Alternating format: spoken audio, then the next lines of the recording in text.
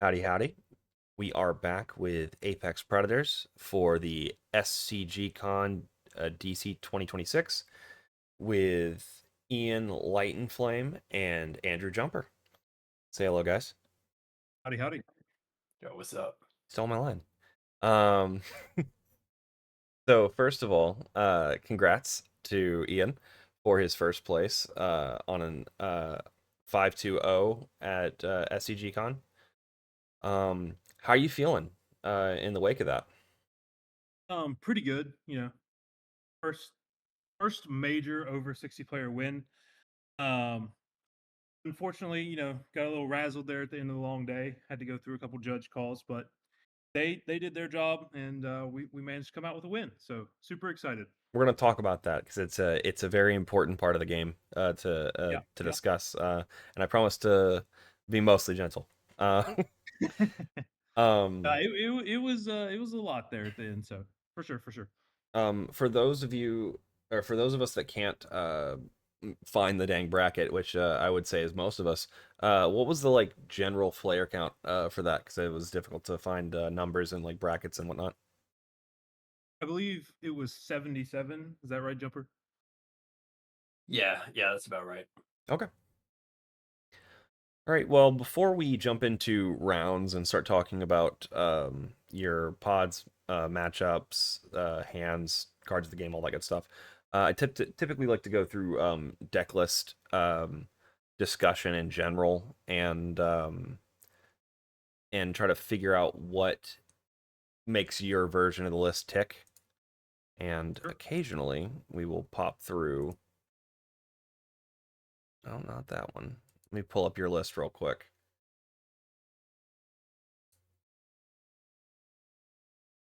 There it is. Yeah, definitely on some spicy technology for sure. A little different than what most people might be used to. So I'm gonna have this here for context and roll through it really quick. Some things that I'm seeing is that the Malevolent Rumble is stuck around. We got Sylvan Scrying. Definitely seems like you're more on creature cards to battlefield more than to hand. Although you do have a We do worldly. have a worldly tutor. Yeah, worldly's 1 mana. But yeah, I'm seeing a decent amount more stacks pieces, like Storm Denial. Still Yep. rocking the Root Maze. A lot of early generation, early mana generation. Probably a little bit more than the average deck list, I would say, and slightly fewer lands. I know the sweet spot somewhere between 47 and 53. But it's Yeah, a and actually, Drew, we're on two lands that don't produce mana, yeah. Bazaar of Baghdad and Tabernacle. So it's probably closer in effectual when you're playing. It's more like 47. Yeah.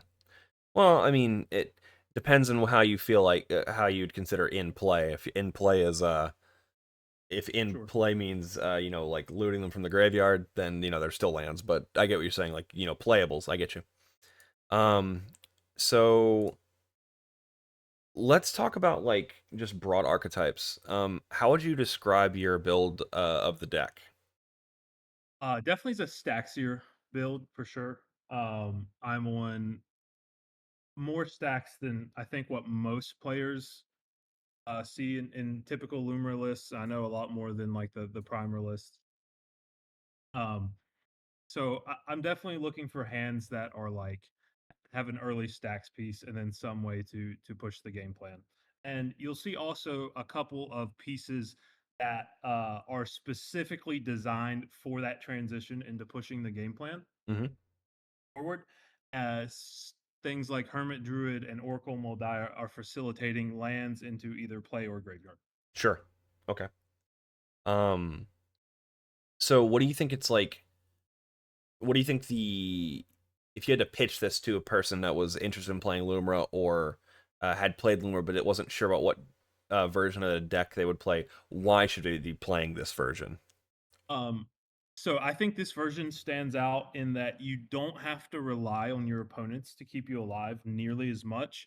I've got some friends up in Ohio. Shout out to them. Ty Ohio in particular. He's big fan of Lumra, but he's expressed, he's like, hey, I hate having to convince my opponents to interact with this spell because I can't play the game. When you're all turbo, yes, you can get out these like turn 3 pushes, these turn 4 protected pushes, but sometimes you're going against Rogside. You don't have turn 3, you don't have turn 4. You're dead on turn 2. Right. Turn 1 necro, you're in the water, right? Without a paddle. Yeah. So this deck, with the Thorn of Amethyst, with the Null Rod, with the Collector Oof, um, there's a Sphere Resistance, Trinisphere. You have these options to push out an early stacks piece, and you can see, as you mentioned, we're going through the list. I have the sort of early mana generation. You can get an early stacks piece that really slows the pace of the game down, especially on these turbo decks. Hmm. They're really stymied in their ability to make these big pushes, and then you have more time to develop. Right. I think something that I've recognized through this game, especially over the last like 6 months, since the deck has grown in popularity, but not necessarily in like win rate, is that to a certain extent we are playing a dredgier version of Atali and just trying to pop off if you're playing the turbo list, but you're Mhm. doing it a little bit slower, right? And when I Exactly. say a little bit slower, like probably a turn and a half slower, which is considerably slower. But you don't have, if you're playing the turbo version, you're not necessarily presenting anything to stop the third round of Swiss game where it's a Ral and an Atali, and one of those two people are going to win because you can't do anything. Exactly. And I think this deck performs a lot better in slower games, in grindier games. Sure. Luma is very good at punching through the mid game. It has very strong late game inevitability. Yep. Where it struggles is sometimes in those early first 3 turns, you're just getting outpaced. Sure. The deck can have insane turn 2, turn 3 pushes. I've experienced those before, but they're not consistent enough to be able to build around it, in my opinion. Sure. What do you think like the hard matchups are for this deck in general, and specifically your version? Um, Specifically, my version, Rograk Thrasios is a brutal matchup Hmm. because you are playing stacks pieces that really push back against things like Ral, um, Nas decks, Necro decks. Hmm. You're playing these Thorn of Amethyst, these Null Rods. Hmm. The non-green decks are struggling to get their mana. Um, Rograk Thrasios does not care about that, and they are very, very good at playing under your stacks pieces. Yep. So whenever I see a Rograk Thrasios pod, I know I have to play towards Strip Mine and Tabernacle Yeah. to slow down their game plan. But that creates tension because across from us is a blue farm player. They're going to want to put Smothering Tithe in play. So definitely Yeah. seeing a Rograk at the table is a big shift. Yeah. I find with the monocolor decks like Magda when she was on Null Rod and other stacks pieces, the Kinnan time was the bad time, and you always Yeah, recognized it as like, oh, they're just gonna play under it. TNT's gonna play under it. It doesn't really matter. yeah. We Um, we sorry. go ahead, no, please. Yeah, saw a lot of Kinnan as we'll get to. Yep, Um, very popular. However, Oof and Nullrod, very strong answers. sure. Um, yeah, oddly enough, Kinnan's does a lot of I mean, they still do a lot of dorking, but they do a lot of artifacts. Um, let's talk about the prep you did for this tournament in specific. What changes did you make to the deck, like ramping up to the tournament?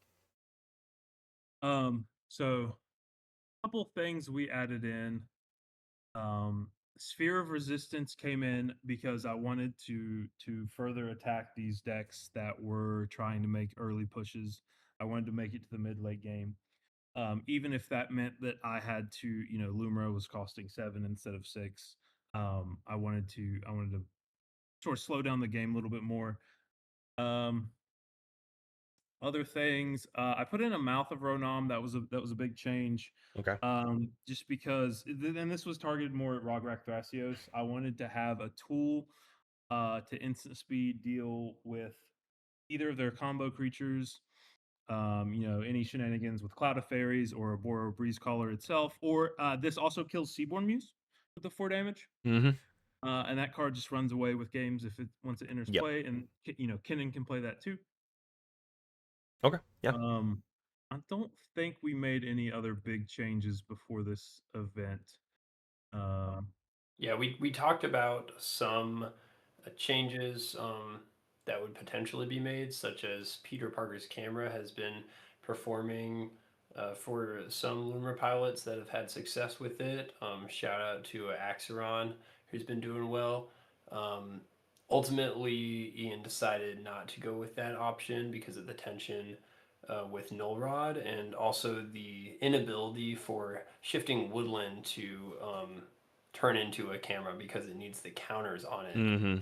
that it enters with. But we threw around some ideas, but mostly it was me coming up with bad ideas and Ian telling me that it's a bad idea. Yeah. But you need the bad ideas to It is narrow down. often how you get to the good ideas. Yeah, for Yeah, sure. I think Peter Parker's camera is certainly a powerful tool, but I think it fits more into the like Heartwood storyteller type Loomer lists Mm-hmm. that want to sort of sit back on their resources and not be as proactive. This deck's very proactive. I want to put a Null Rod out on turn 1 and a transfer out on turn 1 and say deal with it. Mm-hmm. Yeah, makes sense. Thus the large mana acceleration like Grim and Mana Vault. Yeah, correct. In terms of meta, do you feel like you saw what you expected to see in terms of like distribution, like a lot of blue green X decks? Yeah, Kinnan and Rogrok Thrasios were the most common decks I saw. I think I played against one of those 2 decks every single round. Um, there were Blue Farm was prevalent. And then a couple fringe decks, but still respectable. Stella Lee, it's fringe right now, but that deck will kill you if you don't respect it. Oh yeah, The only oddball was the new Shadrix Dragon from Strixhaven. Shadrix. Silver Quill, yeah, Shadrix. Oh yeah. Yeah, Silver Quill. Sorry. Yep. The casualty one. Yes, I believe it gives all your instant and sorceries casualty 1. Yep. Card is kind of nuts. Yeah, very interesting deck there. But Mm-hmm. everything else was pretty cookie cutter. There was an Atraxa. That's very fringe right now, but put in some good work. It was very threatening. Yeah, I have some questions with that game once we get to it. Which matchup do you think was like the absolute worst? So that game with the Atraxa also had a Rograk Thrasios as well as a Winota. And Winota is interesting because I'm not really concerned about what Winota's doing. Loomer's a very big blocker. I have Field of the Dead to chomp, and the lands are pretty good at getting under what she's doing. How with one very large exception, a very glaring exception, that being Magus of the Moon. Yep. That card just paper weights my deck. I currently am not playing a single card that can answer Magus of the Moon. Yep. So I was really scared when I saw that matchup, and I was like, man, I could get bricked here. I do not have an answer. Oh yeah. And we did see it. We saw it in the game. That's yeah, no, someone mentioned that, and I do want to ask you about that interaction. For sure. Yeah, I um think that's a very important that I absolutely we'll get to that yeah, for sure. absolutely. I have like I think for 3 or 4 of your rounds, I have some interesting inside baseball from viewers that reached out to me or people that knew someone that went to the game and saw Loomer crushing it and had some thoughts. So Yeah, for sure. Rounds 5 and finals definitely have yeah. some discussion for sure. I So also want to throw out yeah. another card that Winota plays that I've personally seen that can definitely mess with Lumra is Soulless Jailer. Oh yeah. It has no effect on Winota and its ability to bring things from the library, but boy, does it mess with our game plan of bringing permanents back from the graveyard. So It's that's also something to watch out it's for. It does die to Boseiju, though. I Yeah, mean, but it's I also a definitely did. 0/4 that attacks into everything. So Yeah. I don't know if it crossed my mind, but at least for that we have, like Andrew said, Talon Gates, and Boseiju ways to answer that. yeah. But yeah, Magus. Whew, Well, I mean, you can't top deck the battlefield jailer. Jailer has like interaction points, right? yep, Whereas Magus is just like, oh, I guess I'm not playing it anymore. Cool. Shuffle yep, up. absolutely. All right, let's get into some individual cards. Sure. So we talked about Oracle a little bit already. Yeah. Oh, I need to put myself into streamer mode. 1 second, guys. If Discord will let me. Otherwise, I'm gonna get boops.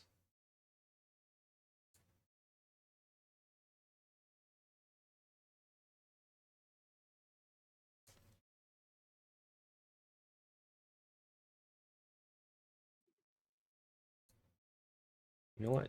D&D works just as well. All right.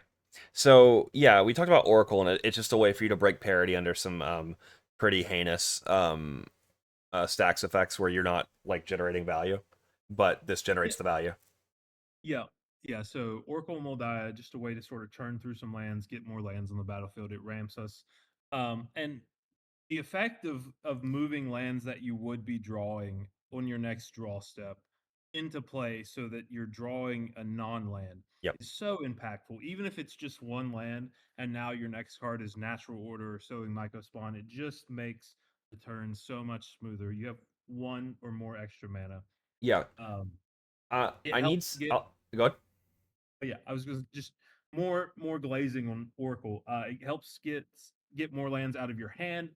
So if you have a pretty heavy land hand, you know you can dump those lands a lot faster with Oracle and Moldiah. And a lot of the early mana acceleration that I have is facilitating getting this out on turn to even one like land, Mana Vault, Lotus Petal, Oracle, Moldiah. I'd probably keep that. Yeah. Just in almost any situation. It just feels, especially if you start hitting lands off the top, it just feels so good. Yeah, if any of your cards can translate to if any one of your cards can translate to card advantage generation, Mhm. that card plus lands or that card plus something to accelerate it out almost always works. You just feel like you feel kind of good. Because a bear and a prayer just it's good enough most of the time. Yep, And something absolutely. really important to point out is that when you're at 49 lands, the likelihood of a 3 land glut and 3 lands of doing absolutely fuck all are pretty staggeringly likely. Like Yes. we're talking like upwards of like 40 to 60%. I don't know the numbers of, but it's a large percentage likelihood that any 3 cards could be 3 lands in a row, and Moldiah gets you through all 3 of them in one turn cycle. Exactly. When you go to your turn, you draw a card and you flip, hit 2 lands, and then see your next card is like some haymaker. It just feels amazing. And like I know some people are hesitant to giving opponents information, but I promise you are far more capable of utilizing that information than they are. And sometimes it's beneficial information. I was telling Jumper when we were talking about Oracle, I said, you know, back at Niagara Falls Excalibur event, I was able to force a draw because I revealed off of a second land drop off the top. The next card was Talon Gates, and I had Horizon of Progress and play to draw it, and then Oracle had facilitated the 5 mana needed to draw and activate it. Mm-hmm. So that actually helped uh, put a draw in a game where I definitely was losing. So Yeah, makes sense. it comes up for sure. Um, Malevolent Rumble is always a card I've been fairly, I'm gonna say middling on, or just I would say dubious. Or So, what is this card like a full on mainstay for you now? yeah, I don't think I'm ever cutting this card. Great. I feel So the same. yeah, it's so good. A couple reasons. You love seeing it early because it's ramp. Getting that Eldrazi Scion is huge. I guess it's Eldrazi spawn, but Sure. that makes a mana. And then if you have Cradle, it's adding another mana. It's letting you look at the top 4, so it's and then milling them. So it's filling up the graveyard. You get to select the best permanent, put it in your hand. And what's so cool about this card is even if you draw it later when you really need to hit a top deck, um, you know, game changer, some sort of bomb, this can find it, right? It's very cheap. It's only 2 mana. It refunds one of it. Could refund itself completely, like I said with Cradle. It just helps you dig. It feels a little bit like I know it's gonna be a bit of an odd comparison, but in the way that formats with Brainstorm use Brainstorm I was just about to say that. to Yeah. utilize the different zones of the deck um, as additional card advantage and card selection. This does the same thing for a deck that actively wants to recur lands from the graveyard and permanents for that matter. Absolutely. You go look at other 60 card formats. This card is seeing play at 4 of in legacy decks, in modern decks. It's very strong. It's doing everything we want to do. It's putting lands in our graveyard, it's giving us card selection, and it's ramping us at all points of the game. Yeah, it does do the jump from 2 to 4. It makes sure he hits the turn 3 land drop and gets you your Moldaya, your Ice Till, your you know, pick your favorite 4 drop Absolutely. tortoise. And I can think of one very specific situation where there was a very threatening player, and I said, gentlemen, I don't really have anything here. The best I can do is Malevolent Rumble and hope to hit something, cast it, and there's a root maze stopping this artifact combo. I'm like, okay, Cool. there we go. Problem solved. Yep. All right. I am resident Realms Uncharted believer. Tell everyone else why they should be also a believer. Um, y'all ever seen anyone resolve intuition? That card never go when that card resolves, it's never good for whoever, like the opponents, right? Yeah, This it's is this is like gifts ungiven. I mean, it's literally gifts ungiven, but for lands instead of any other type of card. It's yeah, so good. It's instant speed, 3 mana. It's cheap, and then you can set this up to where you never have to search for another land again. yeah, Um, if you have enough mana to cast Lumra, you can set this up so that you're getting Urza's Saga, and Urza's Saga is really the big one because it finds amulet, right? So this can search essentially an untapper, and then the combo lands Mirror Pool, Lotus Field. It can put Tabernacle in rotation. It can put Gaia Reach in rotation if you're fearing an early hmm Thoracle.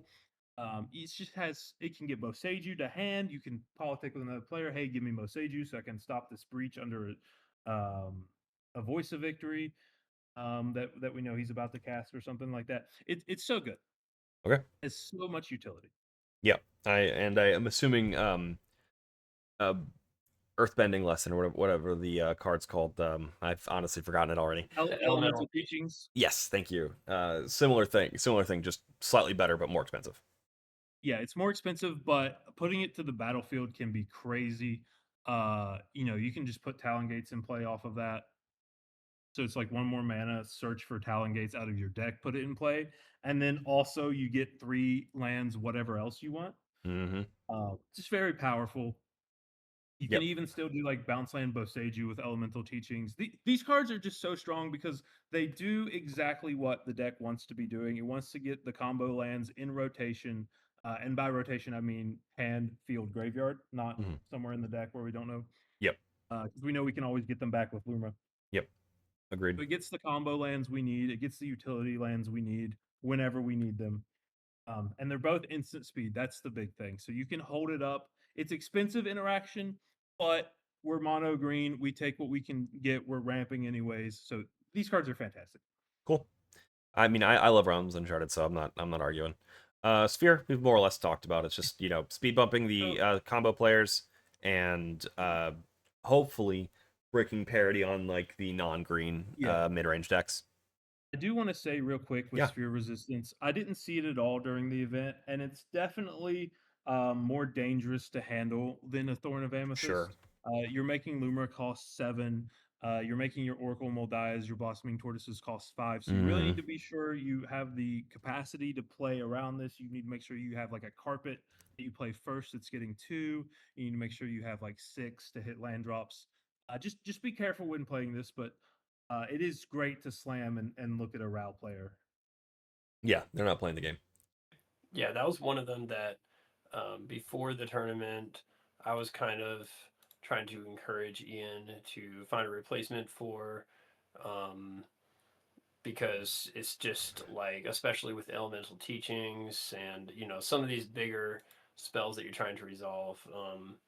I myself have tested sphere resistance quite a bit, and ultimately decided to leave it behind because of how much it actually limits you when you're trying to resolve those really tight plays that Hmm. require you to count all your mana, like with crop rotation math and all sorts of things. Hmm. Sometimes I felt like sphere of resistance was a bit too limiting for us, but I also do see how it could help you survive in those really fast pods.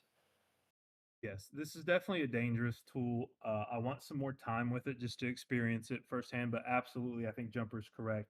This is one that I'm a little on the edge about, and it might see a cut in the future. Okay, let's get to the cards you're not playing. And Absolutely. full disclosure, a lot of my like I'm gonna say background of the deck is referencing Eric's old list, and I know he's not really Yeah. playing the deck anymore, so we're a little ways out, and the meta's changed considerably. Obviously, LED is a flash in the pan card. It does what it's supposed to do, and you're not running it because you don't need to do that. You don't need to. Yeah. You don't. God. My primary goal is to not. I don't want to really set up the combo as soon as possible. It's nice, and the deck can do that. The deck can pivot to that plan where we're just going full into the combo on turn 3. I've had turn 2, win pushes. It's possible, and Lion's Eye Diamond definitely supports that. The I don't like it for a couple reasons. Um, when I've constructed this deck because we're playing so many lands, I need each non-land to be so impactful. I need it to be strong. I need it to have insane upsides. And so a lot of times, if I'm discarding those non-lands in my hand for this Lion's Eye Diamond to get out Lumra, I'm not sure that that's usually worth the squeeze Mm-hmm. unless my land package is very set up. I have all the lands I'll need, and then I'm okay with it. So it's a lot more niche. I'm also on Null Rod and Oof. So there's some tension. There's a lot of tension there. Mm-hmm. There's some tension where when you draw it, if you have Thorn of Mm-hmm. Amethyst, Sphere of Resistance, it messes up the math a little bit. So I just thought it's a little clunky when I look at it. I really just don't want to have that friction, and I don't feel like I currently need it. It is something that I'm willing to try for sure. Okay. Yeah, Um. Good. on LED, I think I would be a little more willing to try it, but I definitely agree with Ian. Like, the deck already runs so many lands that every non-land you do run has to be really good. Like, we were going through the cards that we're not running, trying to prep for the tournament, and boy, are there a lot of good cards that we're Yeah. not running. So think of the ones that we are running, and do you really want to be discarding those cards? Mm-hmm. I will say that if you are on more draw engines than just Sylvan Library, like I don't know, Heartwood Storyteller or some other cards that we might or might not discuss later on. Mm-hmm. Anything that draws cards, this I think this card does get a little bit better. Yeah. Definitely, there's been situations where I have 3 lands in my hand, and I'm like, man, I haven't cast Lumen Roulette yet. If I top, and I don't have Oof in play right now, if I top deck Lion's Eye Diamond, it's very strong. I'm getting these lands just directly into the battlefield. So, but Yeah. one Good. thing that I don't know if it's topped up, if this is brought up on any of your slides, but Bazaar of Baghdad actually kind of operates on a similar axis. Whereas Lion's Eye Diamond is trading cards in my hand for mana, Bazaar kind of trades cards in my hand for cards off the top of the deck. Mm-hmm. And I'm much more excited if I have 3 lands in hand to cast Lumra activate Bazaar of Baghdad, draw 2 potentially non-land cards that I'll be excited, like Natural Order or something I'm excited to cast after this Luma resolution, and put those 3 lands in the graveyard. Mm-hmm. So, Makes sense. I always bring up LED because my first game I ever played of Lumra was the mythical 5 lands LED Mycosynth Gardens, and it just fucking slaps. yeah, So it does. it's the wombo is there, but I also agree, like, there's, if you can get certain utility out of a land Yeah, effectively, and it takes up a land slot, it also operates as a land as far as Loomer seeing it.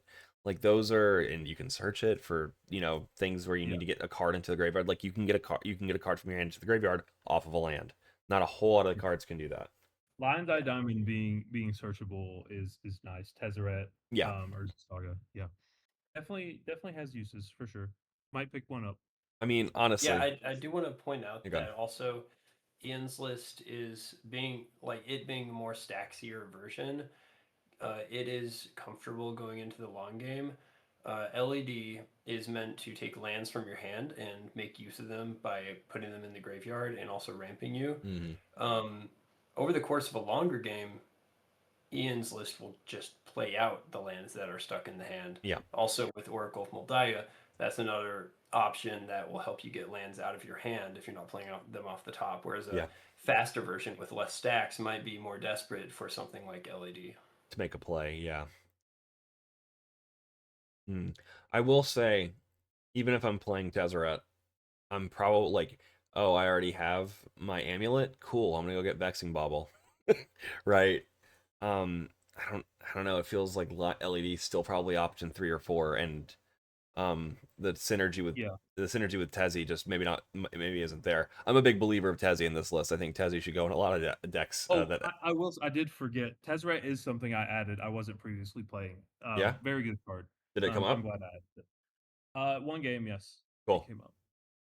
I mean, I think it works. Like, it's a third op. It's a colorless version that gets you one of 2 cards. One's protects your win. One gets the win if you already if you don't already have it. Yeah, It's and people should be ready to accept that Tezzeret is not just go grab amulet. It's actually a toolbox. I went and got Mox Diamond. Yeah, And my hand was full of colorless lands.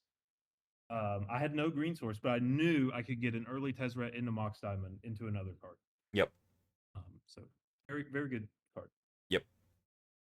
So let's talk about Eldritch Evolution. Am I correct in assuming that a big reason you're not running it is because the position versus mana, like the mana position versus like what it costs to cast, you're not really going from X to X+2, and it's like what you want. Yeah, so what I want out of these effects is Famished World Tire Right. 99% of the time. Hmm. Um, so Eldritch Evolution, I have to have Lumra in order to get to that World Tire. Whereas with Natural Order, yes, I'm paying 1 more mana, but I can turn my Delighted Halfling, my Hmm. Aftermath Analyst. I can turn anything, Sylvan. a Dryad Arbor, Yeah, yeah. into Famished World Sire and get these massive swings of advantage. Is natural order a sorcery or instant? I forget. It's a sorcery. Okay, so no difference there. Yeah, it's 1 more mana. It also doesn't exile itself, unlike Eldritch Evolution. So that I know that's rare. It might not come up, but like if we get endurance, um, making a push, opponent has endurance. There is a chance that after a fetch we redraw the natural order. So Eldritch has some downsides there. You have to play around. You have to have the right mana cost, obviously. And I don't mind because I'm playing a Staxier list. I'm trying to go later in the game. I'm going to have more mana, so I'm okay with the extra pip requirement. Gotcha. Yeah, no, I think I agree with this assessment. So let's talk win cons and what you're not running. Um, Yeah. what's your primary outlet? Primary win con is Gyro Reach Sanitarium. All right, And we're gonna talk about Gaia's Reach and how it interacts sure, yeah, with yeah, yeah. the current meta later on. Um, do you just find that most of the time you're good? Yeah, I haven't ran into an issue with Gaia Reach. I did in semis for the first time. I've never someone was playing like a Kozilek shuffle effect, and I I had to think for a second. I was like, is that a problem? But ultimately, it wasn't. Um, Sunscorched Desert is obviously the cleanest and most efficient way to present the win. Mhm. But sometimes you have to play through a one ring. Not so common anymore, but it comes up. Sometimes you have to play through. Maybe someone has infinite life.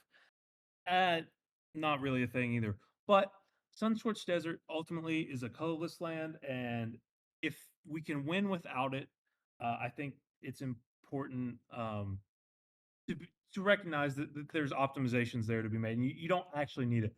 I will say though that it does very much complicate your win lines, and you need to be very intimate with this deck in order to win without the desert. But it isn't something that has to be there. Yeah, I totally agree. Like you do have to know your stuff, but if you do, um, then it's very rewarding. I remember in one tournament that I did well in, I was running like 10 or so basics, and I still didn't run Sun Scorched Desert because you really need green pips in this deck. Mhm. And like one colorless land that doesn't tap for green, if you don't need it, you gotta axe it. I think that makes Absolutely. sense. Um, I always go back to Magda because it's my bread and butter. But there's a card called Realm Scorcher Hellkite, which wins the game, but it's a security blanket card. It makes you feel better about winning without when your brain burned. Um, and you need to be comfortable talking the out with your opponent while your brain is like running on fumes, like late in the Swiss. Definitely relevant for this event. Yeah, no, yeah, no, we have a couple games to talk about. Yes, So semis. This happened in semis. Just preview where I didn't have desert, and if I did, it was very clean, easy win, and I sort of had yep, to go with a judge with another player. But we'll we'll get get to to that. that. Spring Heart.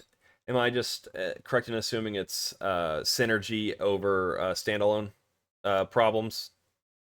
Yeah, so obviously the synergy is very high with Springheart, but I think I've identified it in my deck as being a pretty big choke point when I draw it. So obviously it's not doing anything it's on its own Yeah. unless you have Cradle. If you have Cradle, it can be good to drop this early, even not bestowed, and you're generating a lot of early mana.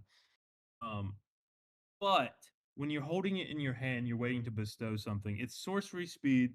It becomes a non-creature spell, so it opens itself up to being interacted with. Yep.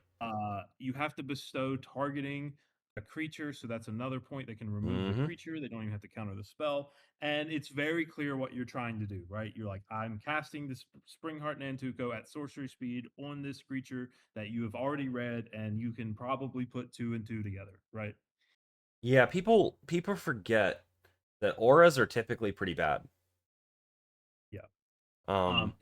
If there was a way, if this had like an ability to attach itself as an aura, as like a two and a green activated ability or something, it'd be so much better. I'd definitely play it. But just having to sorcery speed non-creature cast an aura that targets another creature, just felt really bad drawing, really bad in opening hands. Sure. Upside's insane, obviously, very strong upside. But I've noticed while I was playing, it would really draw the ire of the opponents, and there was nothing I could do to really stop that interaction. Obviously, if you're playing like Dosen, stuff like that, gets a lot better, I think. But Yeah, yeah, it's also something that does not really interact with shifting woodland. Aside from the fact that, yes, maybe you can make some more 1/1s. Does it even make 1/1s, actually? Yeah. yeah. Yeah, it Um, does. But I mean, yeah, you really need your cards to consistently do things, and I agree with Ian. Like, it draws a lot of hate, and there's so many interaction points for it to work. And after all that, you still have to have a land that has to enter the battlefield, Mm. and then even then, you have to have 2 mana free to pay. So that's a lot to ask. Yeah. Yeah, I would, despite liking synergy, it's very much a win more card. If you're already ahead and you have infinite mana, you could have done the same thing with like 6 other cards that are better standalones. Yeah, it's very cool at turning like a tortoise or an ice tail into build your own combo machine. Yeah. But again, you have to be in a situation where you're okay with just holding on to a card in your hand that's not doing anything till you get to that point. Yeah. And I'm just not interested in that. It's I'd, very slow. I'd rather hold back a stacks piece because it's not right for the game, rather than hold back a value piece because, ooh, can I get like a little more value out of this? Exactly, because the game state could always shift to where that stacks piece is now something you want to be doing. Mm-hmm. Whereas this is always going to present that sorcery speed, pretty scary situation for your Yep. opponents that they're going to want to interact with. Yeah, and I don't want people to think that we're calling this a bad card because, like I said earlier, there are so many good cards that we're not running because Yep. we run so many lands. So it's not like a Rock Thrust deck that runs 28 lands. Um, like, yeah, there's a lot of good cards that we're not running, and this is one of them. Yeah, I mean, if you're on like Veil of Summer and Legolas's Quick Reflexes and Dosen, Springheart and Nantu, ways to protect this combo, it's very strong. Yeah. The effect is very strong. It's just getting there is pretty painful in my experience. Gotcha. All right, let's go on to the flex cards. So we've talked a little about Hermit Druid. It operates much in the same way as Mortal Diet. It just gives you a lot of juice to play with. Yeah, and it's cheap. Yeah. That's the important thing. This card is 2 mana, very easy to get down on turn 1 before people are able to interact with it. How many basics are you on? Let me tell.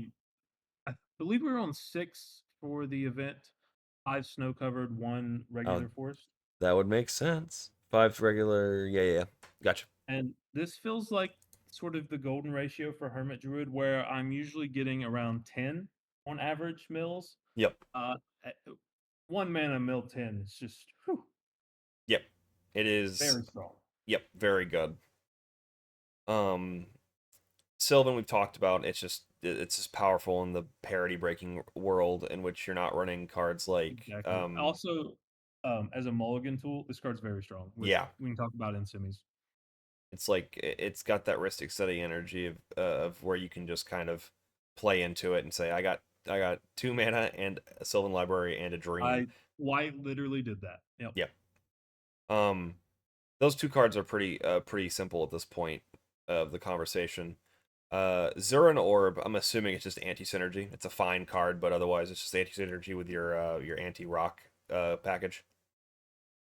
Yeah, it feels this is another one I'm okay to like play because it is very tutorable. Yeah.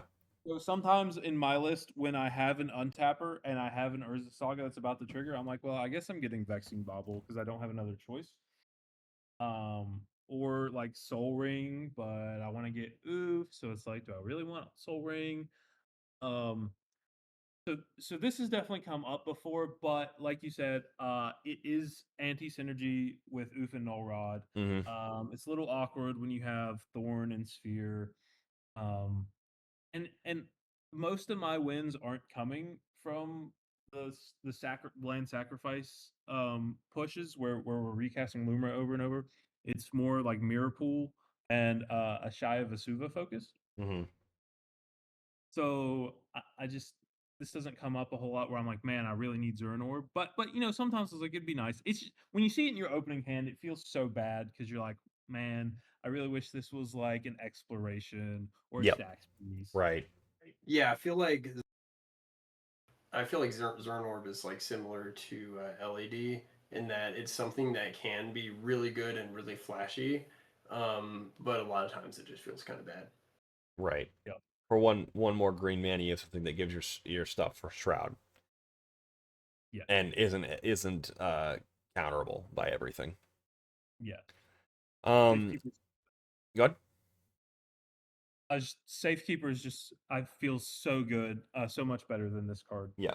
And Safekeeper is more tutorable. Yes, much. Speaking of tutors, Archdruid's Charm. Is it just the 3 mana? Yep, 100%. If It- that was one green, I would be playing it, and it's not even a question. yeah, it's Uh, frustrating in a mono deck that we are just like, nah, we can't make all of our own mana. Triple green is so brutal, and this usually doesn't go live until after Lumra's already hit the field once. And honestly, I like Lumra hitting and me winning that turn. That's how I like to play Lumra. Yep, Um, so it's just so many times I've seen this card and it's been uncastable. yep. There's not a whole lot of cards like to put it into perspective. Dark Ritual exists in cEDH, and Yep. it's there for the Necros and the Beseech the Mirrors. Um, but like in Magda, for example, we have Blood Boiler, and we almost cut that all the time purely because of castability. And our deck makes treasures, so like the Yeah. triple color is like no lie a problem. All right, Very, very strong card. yeah, If you're on like budget Lumra, you've got a lot of basics. Card's very strong. yeah, But very hard to cast. yep, and also it's counterable. So like. Yeah. And you can't really leverage it in the same way that you can leverage stuff like Realms Uncharted or Elemental Teachings, because you can at least say, "Hey, one of these things is going to be good for you, so you should not counter it, please." Or Yeah. let's make a deal, and they'll say, "Yeah, you can exile someone else's Soul Ring. That's your deal."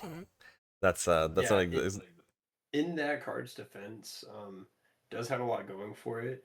You don't have to tell your opponents whether you're getting a land or a creature to hand, yep, which is huge. yep, But I do agree with Ian that it's a little too restrictive in terms of mana costs. Like we run so many colorless lands that a lot of times you're going to go like maybe turn one forest, but the next two lands are not going to be mm. color producing lands. So I mean it's kind of difficult there.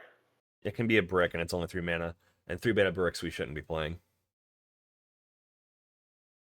Yep. I All right, agree.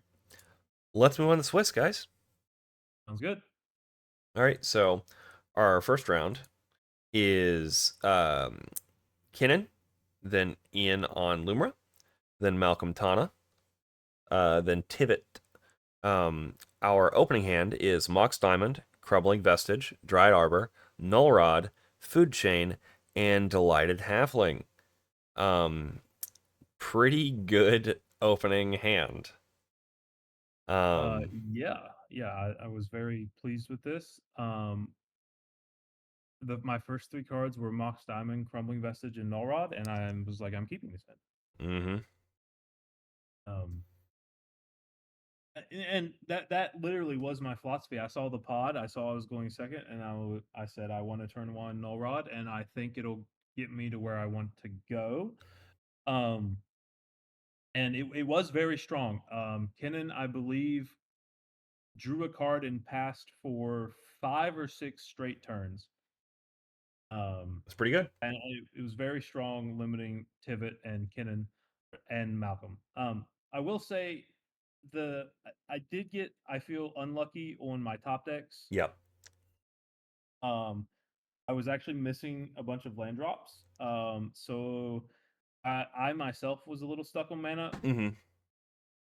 because um my delighted halfling. I believe I drew a misty rainforest.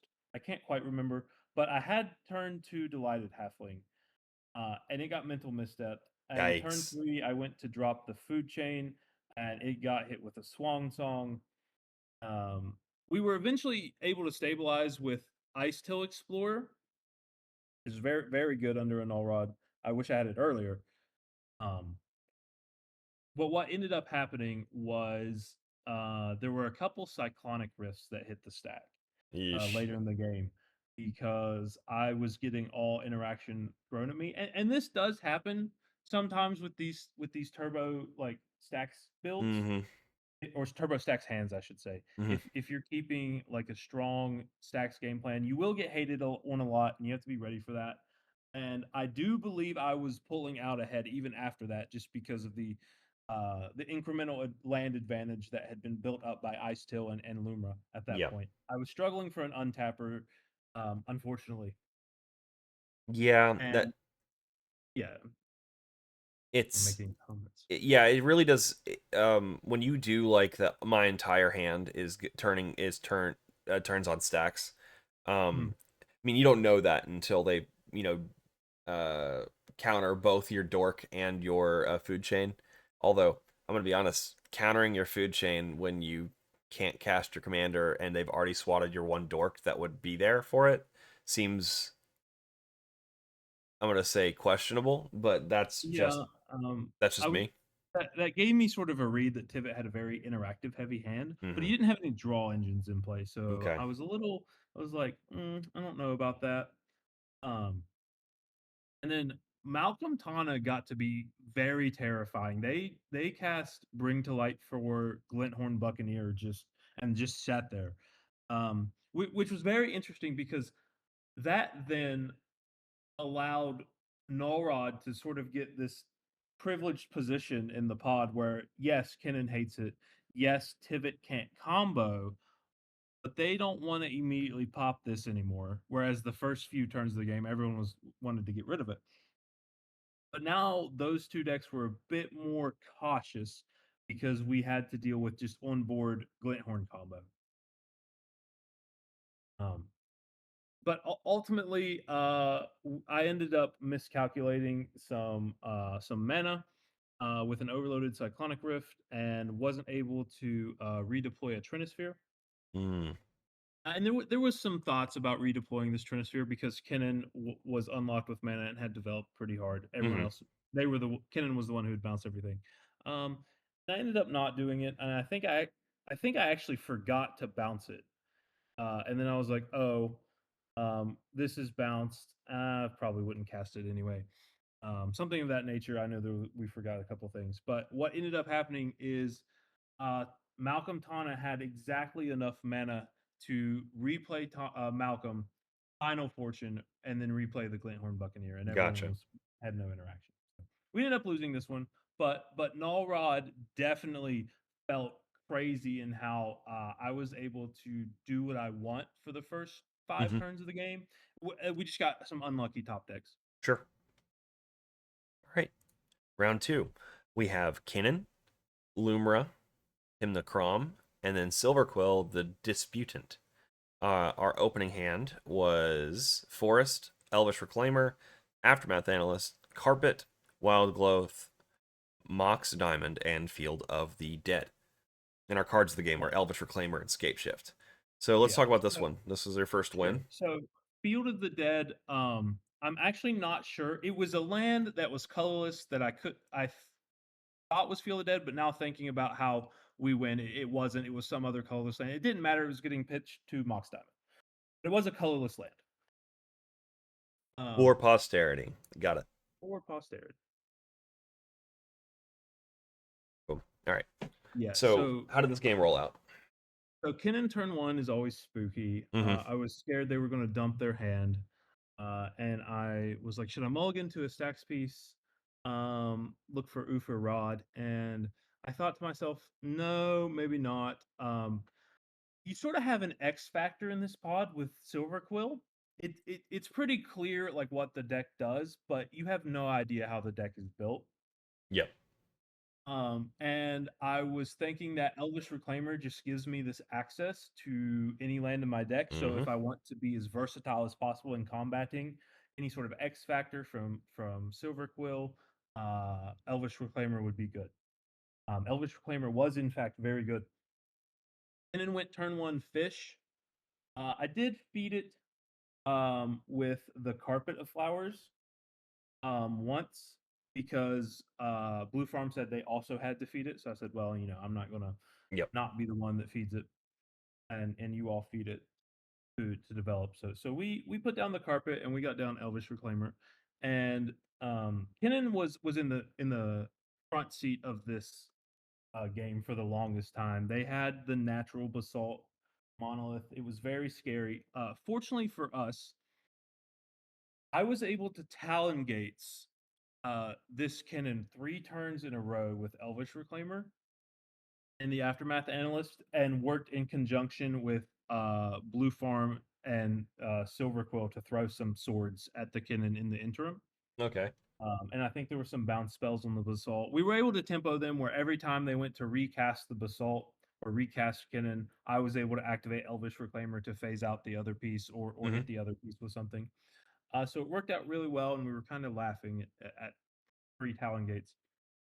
But eventually, what occurred was the third phasing out of Kinnan was with an Aftermath Analyst activation, and that was actually bringing back a very large number of lands from my graveyard that were there incidentally from the Elvish Reclaimer, from some fetches I drew from the Mox Diamond, etc. Sure. Um, and so we had a very healthy number of lands. And it got back to my turn, and I wasn't really sure what I was doing. I had a card in my hand that I was planning on playing. Don't exactly remember what it was, but it was okay. And I top deck Scape Shift. And everyone was tapped out, and I'm like, wow, this is very powerful. And we were actually able to put together a win through. I did not have an untapper, but we went Scape Shift. Oh, I remember. My Lumra cast had milled a Shia. So we cast Scape Shift first, excuse me. And my plan was to Arid Archway and and get back Boseiju. So I could Boseiju Kinnan's Basalt. That was the original plan. And we got Field of the Dead and Cradle just because. Um, and we got Shifting Woodlands. And I specifically chose to keep Vesuva in my deck in case I wanted to pull it out with Reclaimer, Hmm. and I had kept open Reclaimer mana. Yeah, very And I good. also had enough to cast Luma because at this point, Carpet of Flowers was making like 3 or something. Gotcha. Um, so the Lumra Mill hit a Shia, and this actually allowed us to bounce Cradle back instead of Boseiju with the bounce land, play Cradle for turn, and we had gotten Field of the Dead out of the deck. We had so much mana. And then we just activated Reclaimer for Vesuva, made Shifting Woodlands a copy of the Shia, and then we went through this complex line. And this is the very complex line because we have used our Shifting Woodlands to make a Shia, so we don't have it to make an untapper. So you have to go through a bit of a complex end loop there where you actually use Lotus Field to sacrifice a Shia because it is a land itself. And then that allows the final Lumra trigger from your Vesuva to bring back Shifting Woodlands as a Shifting Woodlands. And then you can do a variety of things from Mhm. there. Most notably, you need Echoing Deeps to come back as a second Shifting Woodlands. Hmm. So then one can be an untapper, and the other can be an outlet, a way to sacrifice Lumra, a way to recast it, etc. Gotcha. Gotcha.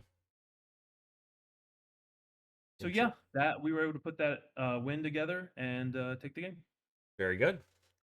Thanks for that breakdown. That's very detailed. Would you say you like relied on politics a lot during this game to keep the Kinnan under wraps? I did a little, specifically the Blue Farm player. Shout out to him. He was helpful, and we worked together. Silver Quill, his deck was awesome, but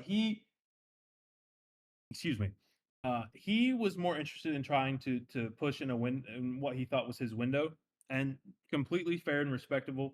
Uh, 2 final partings on the stack is a little spooky, to be sure. For sure. We actually got saved by a Flusterstorm, I believe, from Kinnan. Uh, so they didn't interact a whole lot with Kinnan's board. That's But Blue Farm threw a bounce spell and I believe a Swords to Plowshares. So yeah, I had to politic a little bit with Kinnan there, but mostly it was the Talon Gates that I kept um, putting into play with Elvish Reclaimer that helped us get there. cool. The next Kinnan round. Yes, third game with Kinnan in seat 1. Yep. So Kinnan, Godo, Glarb, and then you on Lumra. Our hand was Wild Growth, Fetch Land, Sowing Microspawn, Green Suns, and a Wasteland. So it's pretty spooky given that Kinnan is just going to dump. Godo is just going to dump, but worse. And then Glarb is going to maybe have interaction. Yeah, so I actually, obviously, fourth seat sucks, but I didn't feel terrible about this hand because we had the fetch, the wild growth, and then a turn 2 green suns for collector oof. Mm-hmm. So I was feeling pretty good. Kinnan just plays a land and passes, so that was suspicious. I wasn't sure what was going on there. And Godo plays a turn 1 Grafdigger's Cage. So on one hand, I'm excited to see this because Lumra does not care about that card very Yep. much. And it hurts Kinnan and Glarb considerably more than us. However, in this particular situation, I was very upset because my Green Suns for Collector Roof plan was now offline. So we had to pivot, and I don't remember what I drew. But we were just ramping, putting the wild growth out there, and I actually think I drew a Greenwood lot, I think. But what ends up happening is Godo turn 2 has a Lotus Petal, a City of Traders, and casts Imperial Recruiter for Treasonous Ogre. Mm-hmm. So obviously Godo counts to 11 and the game just ends. So like this is not good. I don't have access to my collector oof to put a stop to this or a stop to Kinnan. So I'm not really sure what the best course of action is. Um and Glarb doesn't really do anything. So I end up playing the Wasteland as land for turn. I have 4 mana because it's turn 3. I think we went turn 1 Hickory, turn 2 we Wild Growth our fetch. Something of that nature. We play Wasteland, and I decided to sowing Myco Spawn for a strip mine. This way, this allows me to strip mine the City of Traders to keep Godo off the 11 mana because the other players said they didn't have interaction for Godo. Sure. So I'm not excited about that, but I feel like it has to be done or we just lose. I don't even feel like it just that I have to do that. And then that play specifically allows me to keep Wasteland for next turn in case they have another land that I can Wasteland. It would have been nice to Wasteland and then save the Strip Mine, but the Strip Mine we got off so Micro Spawn, so it wasn't guaranteed that I would have another mana denial source. Um, so and it came up that was the correct play because they did draw another non-basic land and they were just Godo was sitting there ready to push again and no one really had anything. So I was glad I kept the Wasteland or got the double mana denial. And the reason I wanted to talk about Wasteland being one of the cards of the game is just a lot of Lumra pilots I think view these cards as combo pieces to help us, but it's very important to realize the power of hitting decks that aren't like that don't have like a Smothering Tide that are relying on their lands. Mm-hmm. Just taking off 1 mana can absolutely just spiral a blue farm or some other deck that has really like calculated their mana for this Mm-hmm. game. Oh yeah, I've never seen a blue farm player or a Rog Sai player panic more than when I say I'm targeting your underground sea with Yep. Wasteland or Strip Mine and just watch the politicking begin. And that actually occurred because the Goto player was a little curious why I was wastelanding them, and I said, "Well, I mean, if you draw a land, we lose, right? You're at 40. You have trees, a known treason ogre." And he was like, "Yeah." I said, "Okay. I feel like I don't have a choice here, just because of the known treason ogre." And maybe there's a world where we talk about some political deal, because both Kennen and Goto wanted me to wasteland Larb, and I wasn't completely privy to that sort of political thought process. Um, but Glarb has it, counter spells is the thought process. And um, Kennen and Godo are trying to push, and they know neither of the other one is likely to interact. yeah, that makes sense. Um, Glarb had actually played a Thought Lash, and Kennen elected to sink into stupor the Glarb as opposed to the Thought Lash, which was interesting, but he didn't want Glarb to have immediate. Kennen was low in resources in terms of cards, had a lot of mana, but little cards. And he didn't want Glarb to have access to looking at a few off the top to set up for the next turns. And this actually ended up being our downfall because after I wasteland Godo to make sure that they couldn't hit the Treasonous Ogre. Obviously, if they draw like Ancient Tomb or Mana Vault, whatever. I have no control over that. No one else has any control over that. Yep. So I have to do what I have to do. Glarb actually has the Tainted Pact, so they instep Tainted Pact for Thassa's Oracle, play it, and then activate Thought Lash a billion times. You know, I guess it'd be like that sometimes.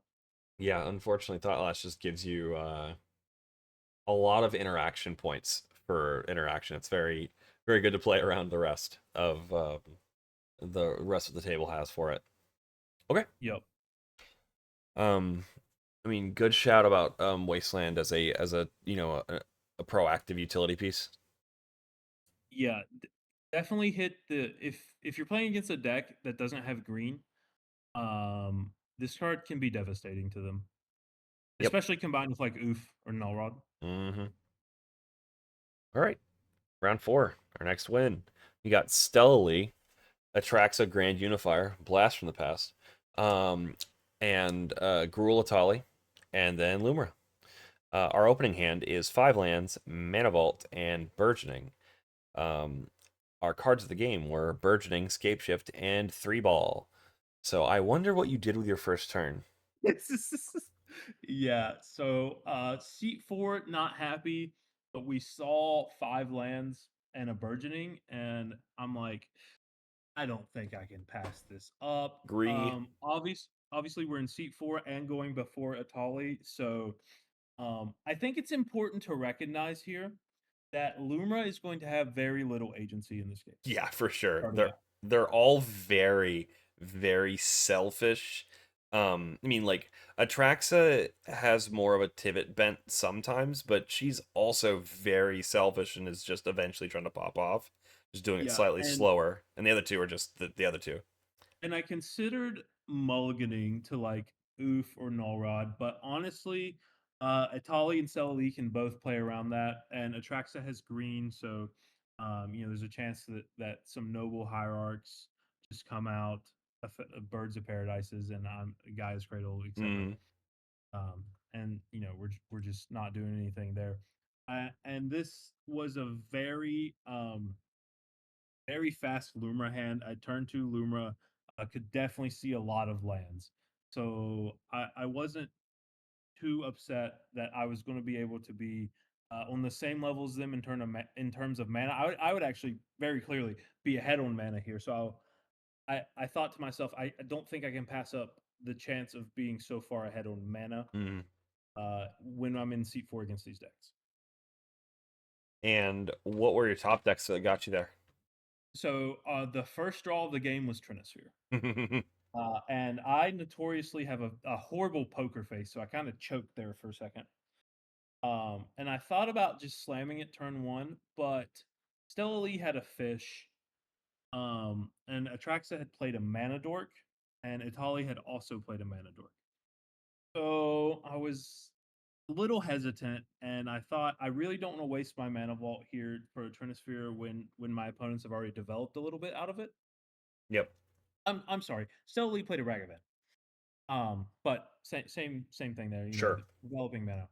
So I'm not really wanting to drop the Trinisphere here. I am excited though because Trinisphere stops Atali from doing what they want.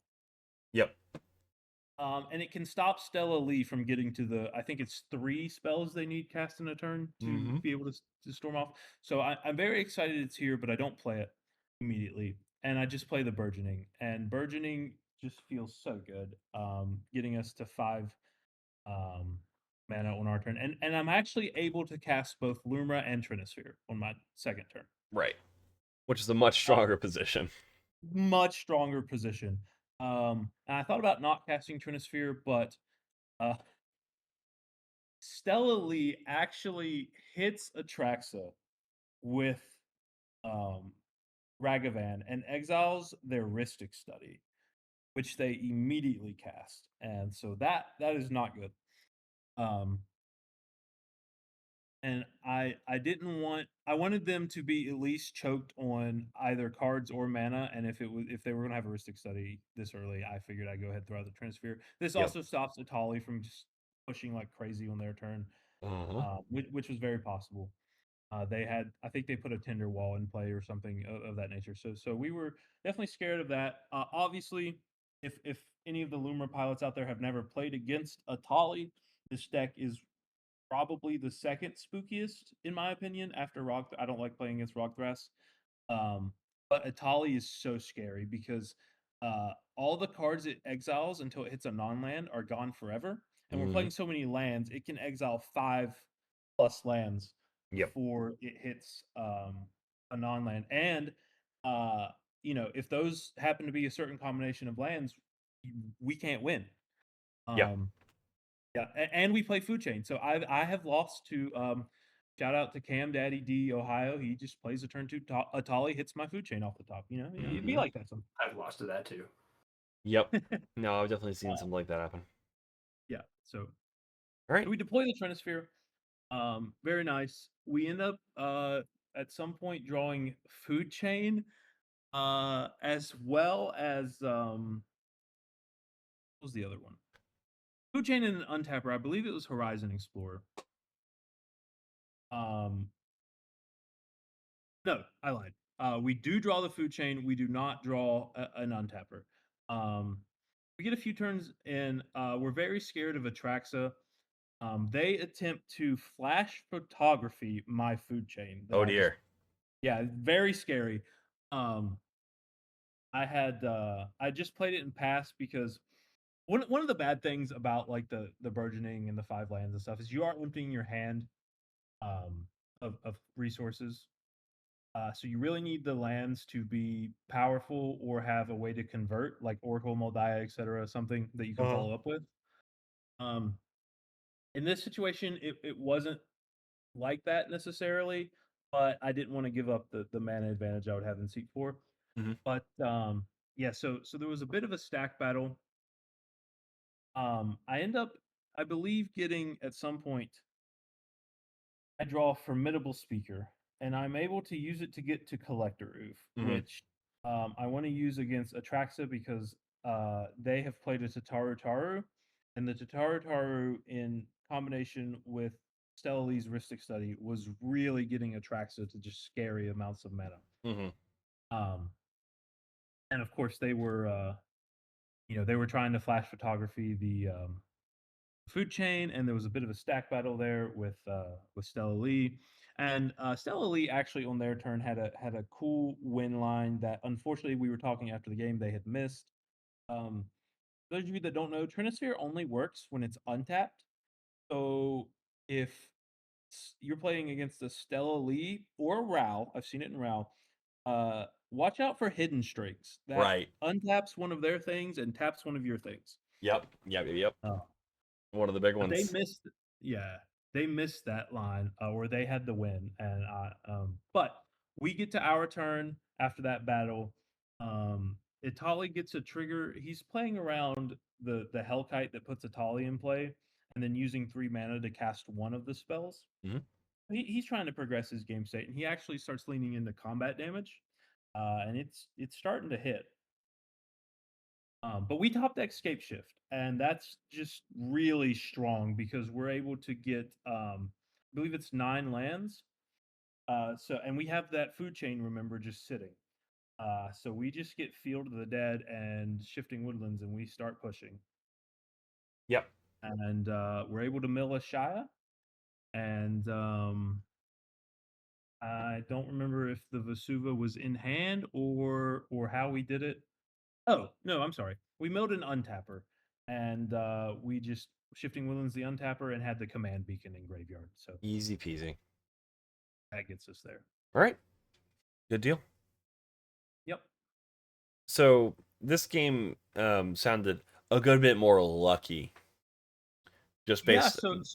so absolutely I was the scape shift was a godsend off the top, absolutely. And if you remember in round 2 we sort of top deck scape shift at the same time. The scape shift is so good.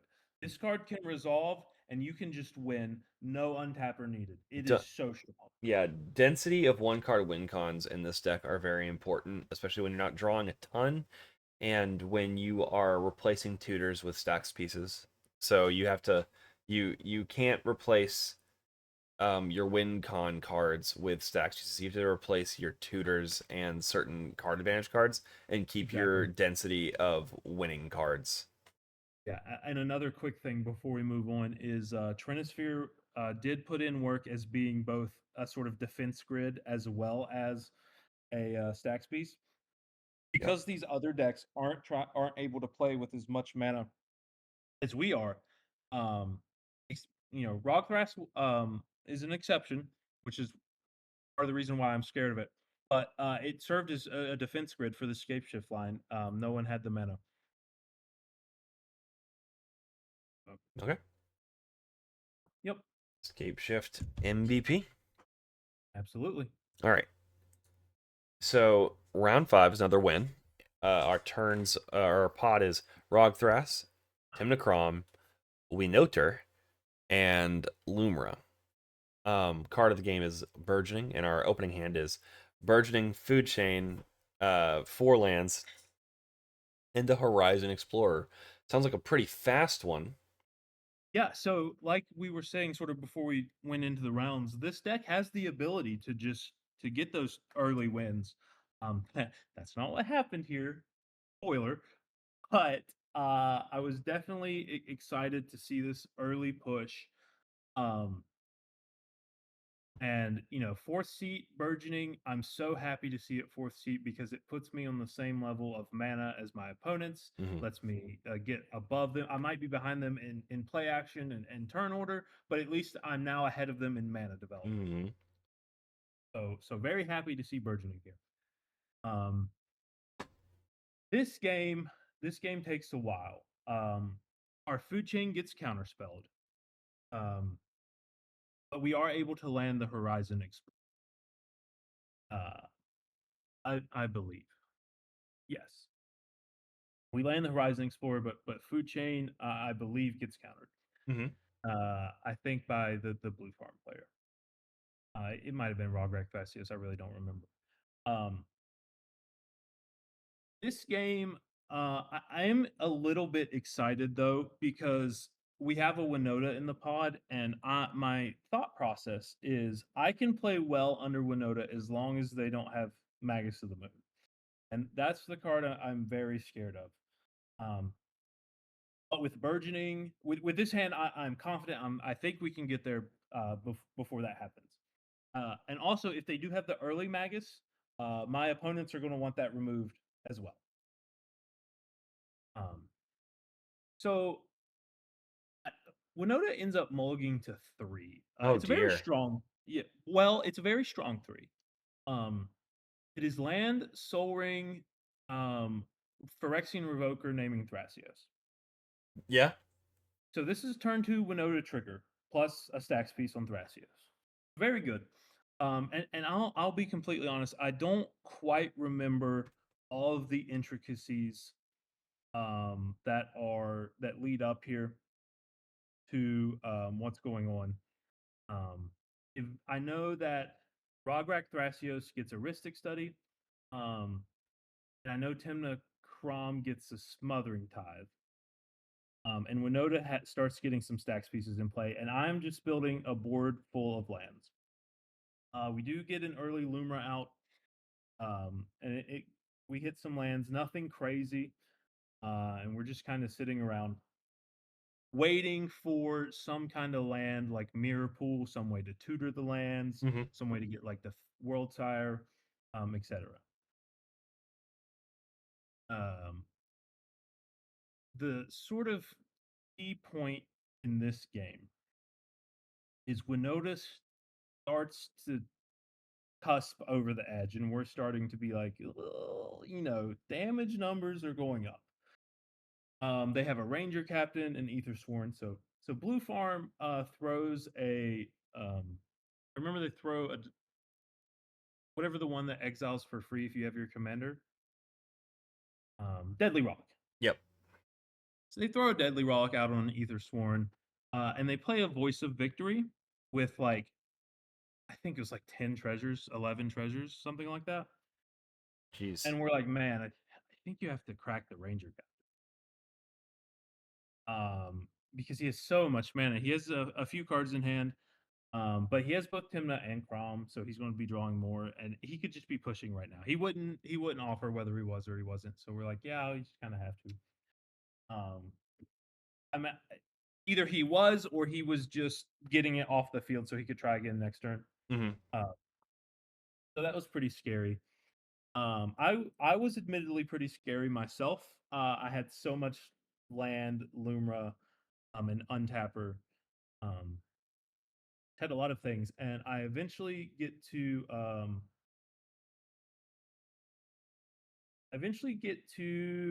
don't remember what happens, but I cast Lumra. And again, something happens. I apologize for not being able to remember, but I was able to cast it again, and my untapper eats a bounce spell because my from Rogthras, because he is like, I believe you could have won if a certain land combination was hit, and I'm like that. He asked, "Is that correct?" And I was like, I will not deny that.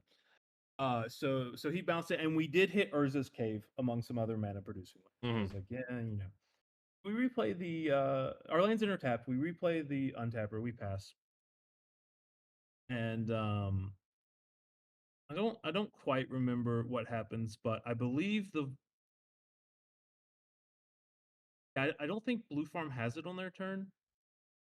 Um, I'm not quite sure what happens, to be honest. But the most pivotal point of this game is they're very scared of me because when I untap, I'm going to have Urza's Cave with an untapper activation, and this very clearly puts me at a win position. Yep.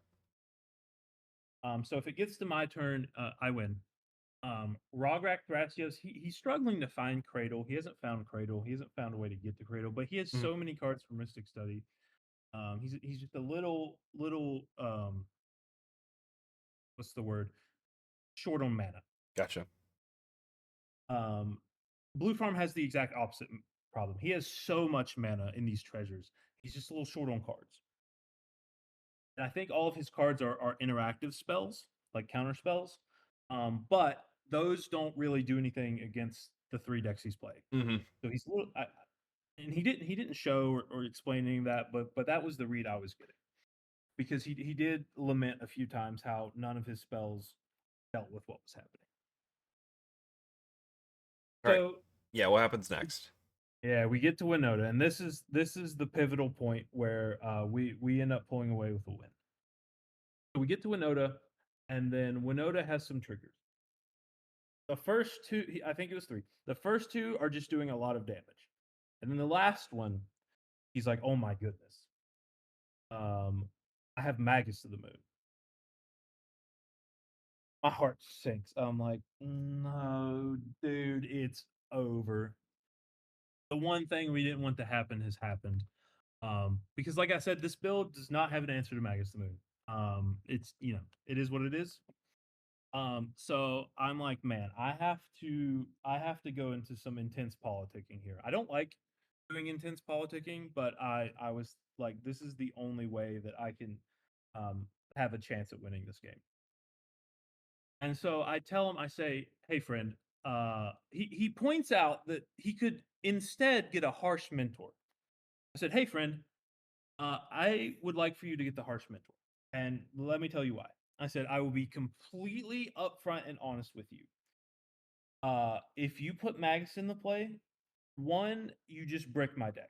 It becomes a paperweight, and the only game action I will be able to take for the rest of the game, as long as it's in play, is to draw a card, attack with Lumra, and pass.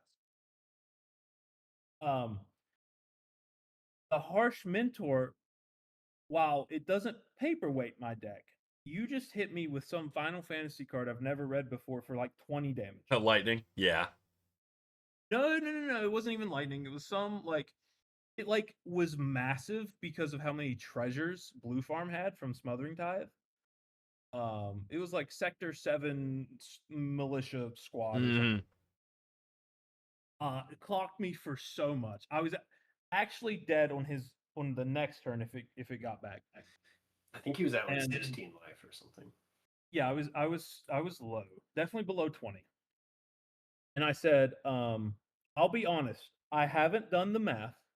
I don't think it's deterministic with a Harsh Mentor because it's dealing 2 every time I do anything, and I have these 3 fetch lands in play that I need to crack in order for it to be deterministic, in getting, because I have to get Talon Gates, and then I have to again Urza's Cave for the combo with Mirror Pool. So I have to get Mirror Pool, I have to activate Mirror Pool, I have to get Talon Gates because the Mirror Pool activations will always bring back the Urza's Cave.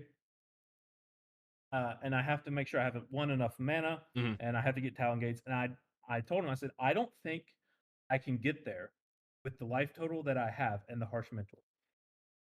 And Blue Farm, very intense argument on his end as well to put the Magus in the play. And my counterpoint was, well, you have a Voice of Victory, 12 treasures, and Crom in play. And you aren't agreeing to show like any of your hand to anyone. So I don't think you can brick my deck and severely brick Rograk Thrasios by putting in Magus to the Moon, and making it to where we can't play the game and fight this Blue Farm. If you had kept your Rule of Law creature and your Ranger Captain, maybe you do, and it's a whole different story. But both of those are gone. I don't think you can afford to do that. Ultimately, after this gets very intense. And ultimately, Winota decides not to put in Magus to the Moon and put in Harsh Mentor. And so I'm very elated at this. Because all I need is for Mirror Pool to hit like 1 or 2 lands off Lumra, and then I would have enough mana to get the Talon Gates. And blanket, yeah. Yeah. I couldn't do it. If Lumra whiffed, I do think I was just dead in the water. But all Lumra had to do was get it. But it goes to my turn, and I actually have an Emergence Zone in play. I didn't plan on casting spells anyway, but I thought in case it comes up that I need to, I have this Emergence Zone, so I'm just gonna pass.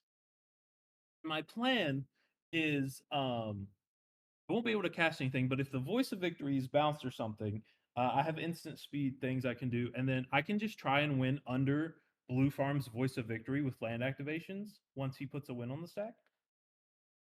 So the other players can't interact. Oh, and another important thing is part of the reason that Winota decided to put in the Harsh Mentor is he revealed to everyone he had an Aven Mind Sensor. And my only like win line is cracking Urza's Cave. And he has the mana up. So I have to pass, actually. But I'm thinking, okay, it just gets the Blue Farm's turn, and I can like win on upkeep or win after something's on the stack, and he can't cast the Mind Sensor, right? But Rograk Thrasios actually pushes on their turn and goes to, they have Cradle and they go to Finale for 2, which is Breeze Caller, Cloud of Fairies, etc. And Winota says, I think I have to Mind Sensor at this point. And I say, well, I guess I'll respond to Mind Sensor. And I was able to Mirror Pool Lumra, get enough lands to Talon Gates the Harsh Mentor. And so we actually didn't even go through the line. They just conceded at that point. Blue Farm was not interested at all in interacting. He was a little on tilt after not having the Magus in play. So we got that win. I mean, so I'm gonna say I got some information from some biased parties, so I was curious. And after I decided to do this interview, I wanted to know more perspectives on this game. There were some words said after this game about my politicking and my demeanor towards the Rogthras player. And I said it to him there, and I'll say it to him here. I was just sort of like trying to be friendly and stuff, saying, "Oh, Rogthras, I hate that deck. I hate playing against it. It's so good, whatever." And he got a little upset that I said that, and then he felt my deck was super explosive and uninteractable. And he said that kind of made him upset. So I did apologize to him there for that. And that's never my intent. I'm always just trying to joke around and stuff. But he also felt like I misled the Winota player. This is what he told me. He said he felt like I misled the Winota player because I had it on board guaranteed. And I'll be honest, I didn't do the math. Maybe it did work out where I live at 1 life, but I felt like I needed like 1 or 2 Lumra hits for it before the math worked out because the fetch lands had to be cracked on the Harsh Mentor, et cetera, et cetera. But yeah, that there was a bit of a conversation there afterwards. Um, I don't know what information that you might have Yeah, gathered, so but I'm gonna do some Wednesday night quarter. I mean, it's mostly that. It's mostly some. I didn't like how you misled the character, the winner player. Um, I'm I'm on record as like the. I don't think there's any problem with outright lying about every single thing that's not legally required for you to maintain game rules. Like Mhm.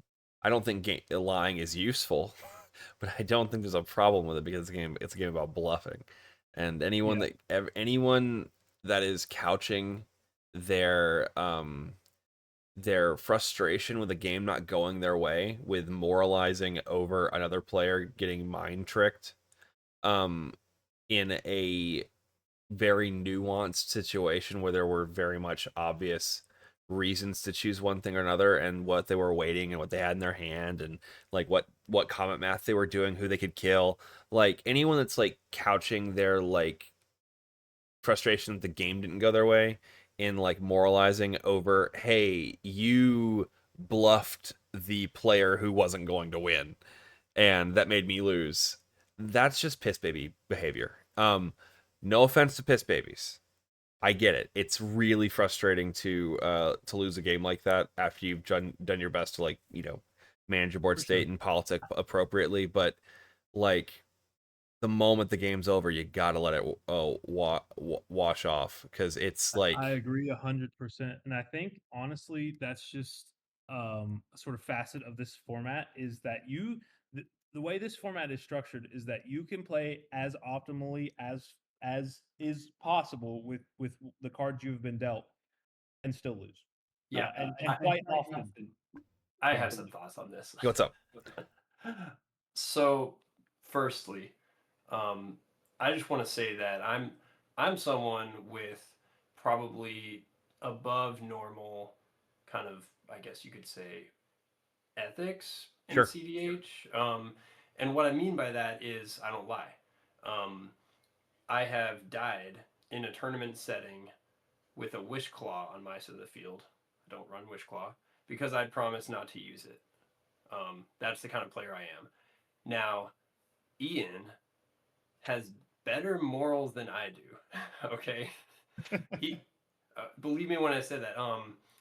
He we've grown to know each other pretty well over the course of months and just bonding over Lumra, and he stayed at my place a couple times for tournaments, and just from interacting with him as a human being in real life and also in games, I've learned that he has pretty strict morals that he holds himself to, both in real life and in game, and he's not the kind of person who would lie. Even under the stress of a tournament, I can just tell you that right now. And as someone who, in that tournament, I don't think I mentioned this before, but I was judging at this tournament, so I'm probably as unbiased as you can get in regards to people who were in this tournament. And when I went over to glance at this game, and I didn't get the whole story because I had to quote babysit, and I use that term endearingly, a bunch of tables, but from what I did see and hear, um, Ian was not being rude or disrespectful in the way that he communicated with players. Otherwise, I would have said something. And also, just when my Luma brain turned on, when I looked at the board, I myself, when I did a quick little calculation, I didn't even think he had the win under the Harsh Mentor. Like, I was like, oh, okay, he probably doesn't have it. That's what I thought to myself. So, and then the other thing I wanted to point out is, and I apologize if I'm going off on a rant here, You're good. but I need to get on my soapbox here. People always say, and this is always players who play blue, they always say, why do you play Luma? The deck has no agency. Okay, so to hear that the blue farm player was the one who was complaining that a third player, the Winota player, didn't do what they wanted so the bear could be stopped, I'm sorry. That just, just take the L, at that point. Yeah. I definitely appreciate that, Jumper, for sure. You know, I do try and hold myself to my belief system that I believe in. As you know, I will profess a Christian faith. I try to stand by it, even in the game. I do not lie. But I think I don't think you should lie in cEDH, and I morally do have a problem with it. But I can't control other people. Exactly, do what you want. I don't. But I agree with you, Drew. I don't think it's healthy, and it might win you a game here or there, but in the long term, I think it hurts. So I try not to do it. And I've talked to some friends in Ohio. Shout out to Ian Loesch, great, insane player, not great player, insane player, very strong, very good political skills. Um, there's a difference between lying and bluffing, lying and crafting. Um, it is a form of deception. It is, but this is just like in poker. You bluff your opponents to make them think that you have something that you don't. In the same way, you want to bluff to your opponents.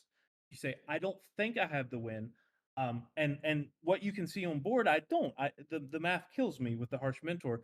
Now, one land off of Luma or two, which is extremely likely in two hits, will get me there. That part I left out, and that was on purpose. And then I try to deflect very hard onto the blue farm player who has Voice of Victory, um, 11 treasures, and the ability to draw 3 cards on their turn. Four cards off the draw for turn, and then Timna will hit everyone because Prom and the Voice of Victory. So I believe they could draw 4 cards. Yep. So this was very intense politicking. I had to deflect hard, and I had to craft this in a way that I felt was truthful, but was still a bluff. So that was sort of my goal, and I did try and do it as politely as possible. And I mean, it worked. I do recall hearing Ian plead to his opponent saying, I don't even run Zuranorb, which was true. He did not run Zuranorb. That might have been the straw that tipped over the political deal. So maybe not running Zuranorb. Don't listen to this, Aaron. So Everyone's always so scared of Zuranorb. Maybe that's the strat.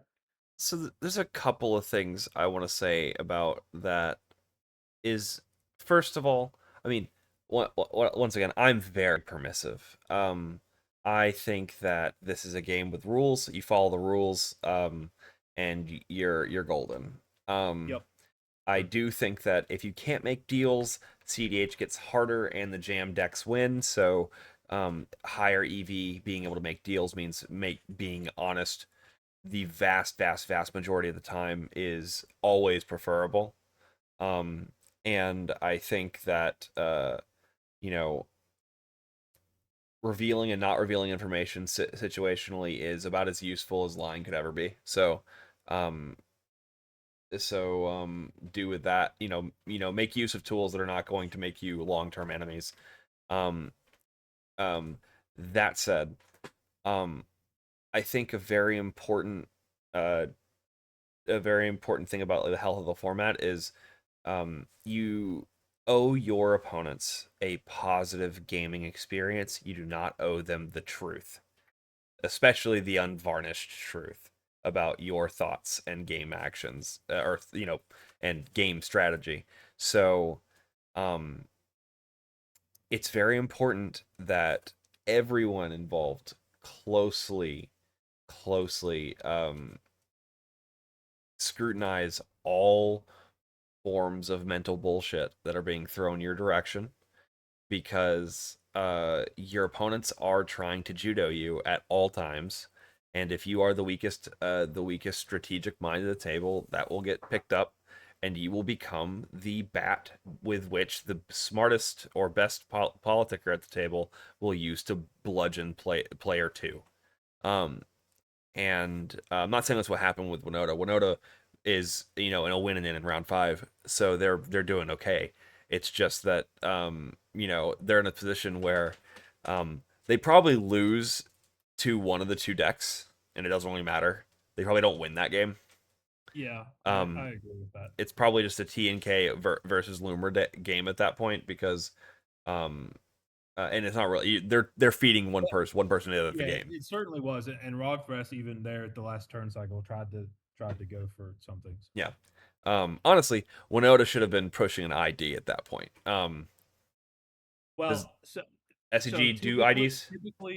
typically yes, I would agree. However, I had 10 points going into this round. Everyone else was below 10 points. And so 10 points was around where people were like, we're not sure how the bubble's gonna work out. Sure. So while I was would have been okay with withdrawing here, in terms of just in terms of points, I Yeah. tried to avoid draws, I guess, successfully in this event. Um, I don't think any of them, and I think we mentioned this at the start. None of them were in a position where a draw would do anything for them. Okay. Then I Yeah. guess I honestly I would have held the Magus up and then made Rog Thras and you show every piece of cardboard that they have Yeah. access to Yeah. to not put the Magus to the moon down. And I was down to even like make a deal with Winota. I was like, hey, I just will pass on my turn. I'll use this Urza's Cave for interaction. Like I know you have the Avon Mind Sensor, so like I'm really at your mercy. Yep. And honestly, I don't think any uh Rograk Thrasius was talking about, well, if I hadn't pushed and he just saved the Avon Mind Sensor, I was like, yeah, that might have been good. But the Voice of Victory was still in play, and I don't think anyone realized I had the win at instant speed under my opponent's Voice of Victory. Yep. So, Which is dope. yeah, that was dope. If he went to combat with Timna, I think I would have pushed there immediately. Um, I just want to say cEDH is a beautiful game because there's so much game theory to discuss just inside the decision to play Harsh Mentor or Magus the Moon in that moment. And if anyone wants to call Winota a boring deck, we've been on this round for about as long as the previous four. So and I talked a lot in the yeah, previous score. So no, you're all good. You're all good. But congrats on the dub on this one. This is an interesting one to break down. I wish SCG would film yeah, some stuff so this we was could. probably the hardest political push I've had to make in my career. Well, you got there. So We got. time for the top cut. So, top 16 is, let's scoot this up. You on so I guess you were top four in Swiss. Yes, So yes. With the 3 wins, I don't think anyone else had 3 wins. There might have been one other player, but 4 wins. yeah. Yeah, so Well, good. yeah. So yeah, So yeah, we have FC one for here. Yeah. we keep bumping into each other. We have Lumra, then Marnius, then Rog Thras, then Glarb. Is this the same Glarb as earlier or a different Glarb? This is a different globe. Okay. Shout out to this player. I've played him before at big events. He's pretty good. Cool. So, Opening hand is a forest, a fetch, crumbling vestige, famished world sire, and a sylvan library. My boy was fishing for mana. yeah. So I said, seat one, have to mulligan to a pretty defined game plan here. Didn't see anything crazy in the first few hands. I was like, man, not great. I really wanted to see a way to get access to Strip Mine for Rograk Thrasios. And I knew Monterey's Calgar plays like Tivit. It's a later game thing. If we could circle around the Tabernacle, that would be strong against his tokens. Maybe wanted access to Boseiju for Smothering Tithe because that card is insane in Marnius Calgar. And then I was just content to try and like push through Glarb, push under Glarb. So we end up mulling to 5, and I forget what the look at 7 was, but I initially go to put back Famished Worldsire, and I'm like, actually, I have Sylvan Library, and 2 lands. Mhm. So I'm pretty actually I kept the 3rd land. I'm gonna keep 3 lands and this Sylvan Library. And honestly, I think that can just push me to a point where I cast this Famished Worldsire just from grabbing extra lands off Sylvan Library. Yep. Um, I didn't have much of a game plan other than that, but down to 5 with Sylvan Library and mana, I wasn't about to pitch it again. And you'll notice cards of the game, Burgeoning makes its appearance yet again as the first card I draw for my turn. Very good So RNG this tournament. yeah, so this is a first seat Burgeoning, which I'm usually less excited about than seeing it in 4th seat. But I mean, if you have the right hand for it, sure. And Burgeoning plus Sylvan Library is just so good. Oh yeah. Um, especially having the library this early where you're not being pressured with your life total, so you can just sort of take 8, feel great, as they like to say. So yeah, we're off to a pretty decent start, and I remember the Marnius Calgar is playing pretty slow control game. He's got Esper Sentinel, he's got Wong Shi Tong. I'm hitting a lot of fetches off drawing library and such, so I'm a little like, I don't really want to fetch and just give him free cards. Glarb hits an early Ristic Study. He mulls to 5 and has a Gemstones. I think he told me after the game his 5 was like Gemstones and Ristic. He's just like, of course I'm keeping this. What ends up happening though is I see this Thorn of Amethyst off of Sylvan Library. This is probably turn like 5 or something. And it's just I don't really have anything else to do. But I'm building up. My whole game plan was just build up to a big Famished Worldsire, and I'm like, I'll just cast it. It resolves, and it actually does alter the playstyle of my opponents. Not Tivit. I'm sorry. Marnius Calgar has to order some things a little bit differently. Rograk Thrasios, he finds Cradle, but his Expedition map is 2 mana. So he's a little stymied there on mana, but he gets a little spooky, and he makes a deal with Marnius Calgar on some Orcish Bowmaster targets. And he sets up really, really nicely for the next turn cycle. And we get to Glarb's turn, who's the turn before me. And he actually, he told me after the game he was pushing for a protected win this turn with like Pact of Negation, but because of Thorn, he had to pivot entirely. And so he does something completely different. He demonic tutors for a completely different card. I think he might have just been waiting for the turn after to try, but he had Thoracle combo and couldn't do it through the Thorn, so he passes to me. And oh, this is huge. I forgot. Rograk Thrasios actually Gilded Drakes my Lumra. And then on my turn, the 3rd card that I see with Sylvan Library is Sanctum of Eternity. So I keep that and a Shia, put the other one back, and I just slammed the Famished Worldsire.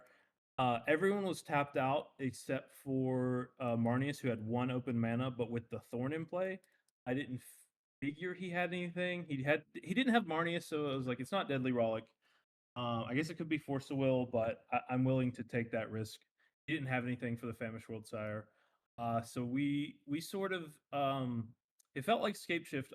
We got like Field of the Dead, Cradle, made all this mana. We had a bounce land. Just made tons of mana. Actually, I think we drew an untapper too.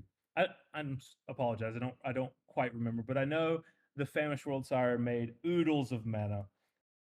And then we were able to use our land for turn, that Sanctum of Eternity, to put Lumra back in our hand, and from there it was Rabs.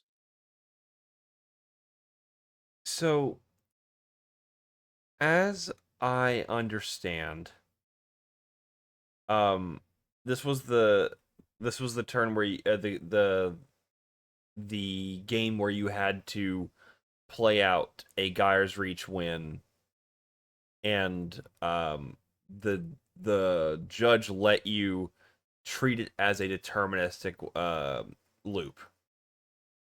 Yeah, so I explained how the deck would win, and up until this point, no one really had any qualms. Actually, I just had people concede, mostly. So I explained how I won, and Marnius was cool with it. He's like, "Yeah, you got it."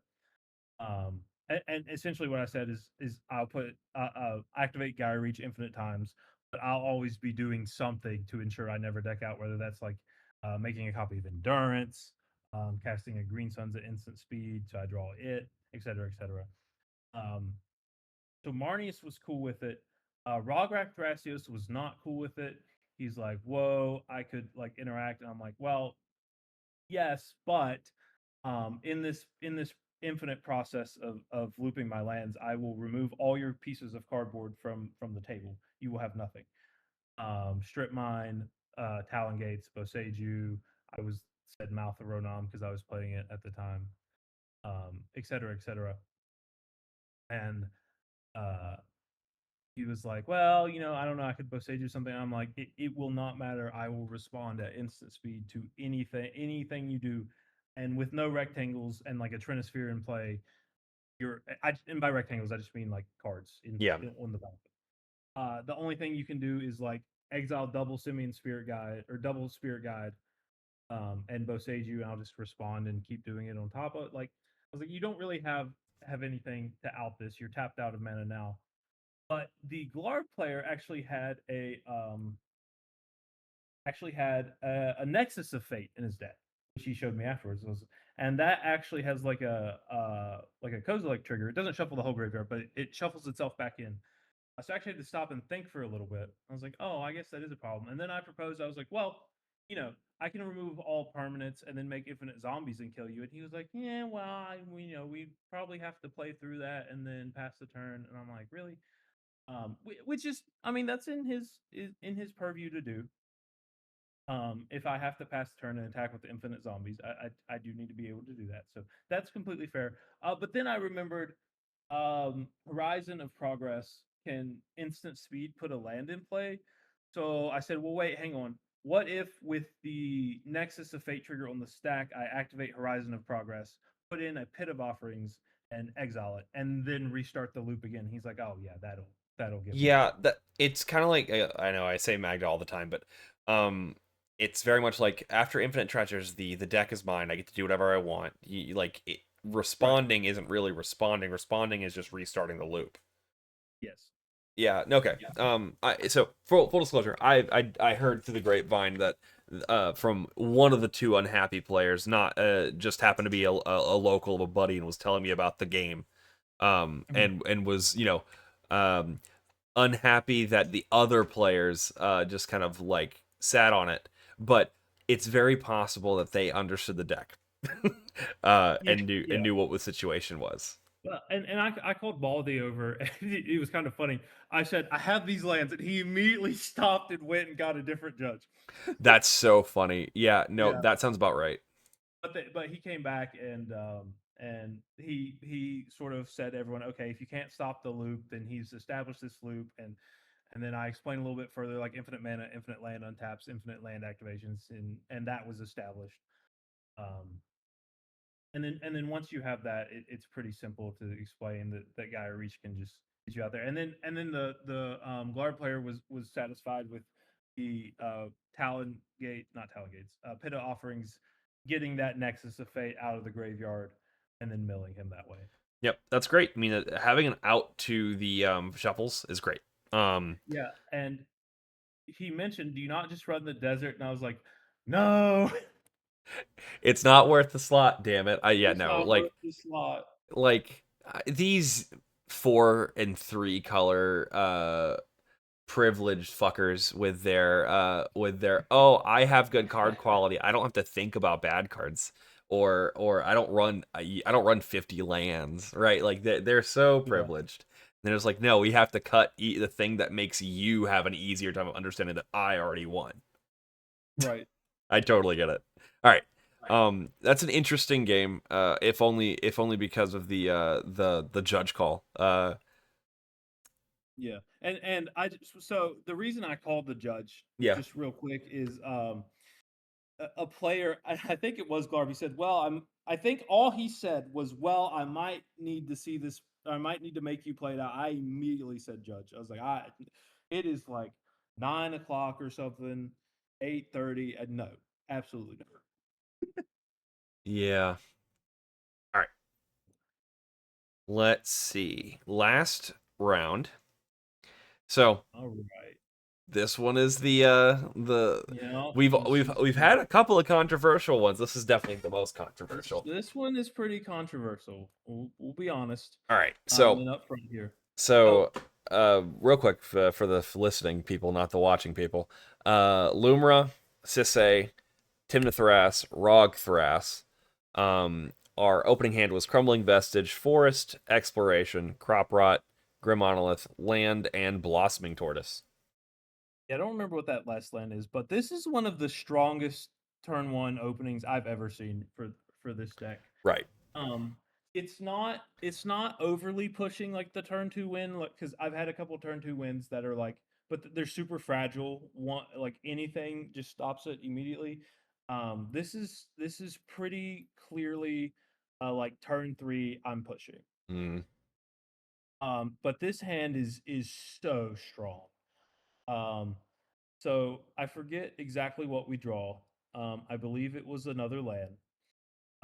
But crumbling vestige, exploration into forest, and we crop rotated the crumbling vestige into Urza Saga. Mm.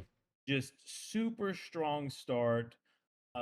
Turn two, I had the blossoming tortoise, um, and that got us enough mana. Turn three, Lumra. Mm-hmm. I know that Sisay had a Rhystic Study on turn two. Um, Timna Thrasios did have a fish and a Deathrite Shaman. And then Rograk Thrasios got Cradle super early, I think. But actually maybe they didn't. I don't quite remember. They were pretty slow getting off the ground. Mm-hmm. Maybe a Mox Amber or something. But turn three, we draw natural order. And at this point, I am so tired. I think I knocked like half of my deck into the floor. And so we have to take time for the judge to get that back. I'm like got my hat over my eyes so I can't see anything. But I actually misplay and I play Lumra before attacking with Blossoming Tortoise. I'm so gassed. We have Amulet off Urza Saga trigger. Um, there's a Nissa. I think the only two cards left in my hand, or the only cards left in my hand, are Natural Order. I drew a Nissa on turn two at some point. Mm-hmm. Yeah, I think that was our turn two draw was Nissa. Um, and then the Grim Monolith. I didn't really get an opportunity to land that one. I just didn't need it. Um, Whatever. And Lumra, there is a mirror pooling grave, so there's like a chance if we reverse the order that I could have just won on activations there with Blossoming Tortoise, but the lands didn't quite work out to be that way. Um, I think I was one short, but I didn't do that math either, to be honest. I think one of the lands was a bizarre, but in any case, I do get enough lands back off this Lumra untapped to cast Natural Order. And I'm like, well, I kind of biffed up this first line, and it might have cost me this game. So let's just see if this works. I have to notably, the only way I get the second green pip to cast this Natural Order is using Lazotep Quarry to sacrifice either Lumra or the turtle. And then Natural Ordering the other one. This works. Ends up working. I have no creatures in play when Natural Order resolves, and we put Phantomish Worldsire in play. Mhm. So, and this is where we make a pretty egregious game rules violation. So, Famished Worldsire resolves for 21. Yep. There are 11 lands, and there are 10 non-lands.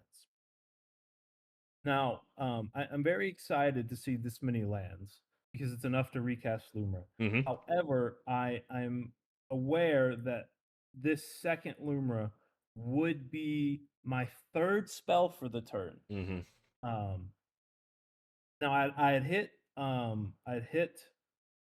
Cavern of Souls, so I wasn't too worried about the Force of Will.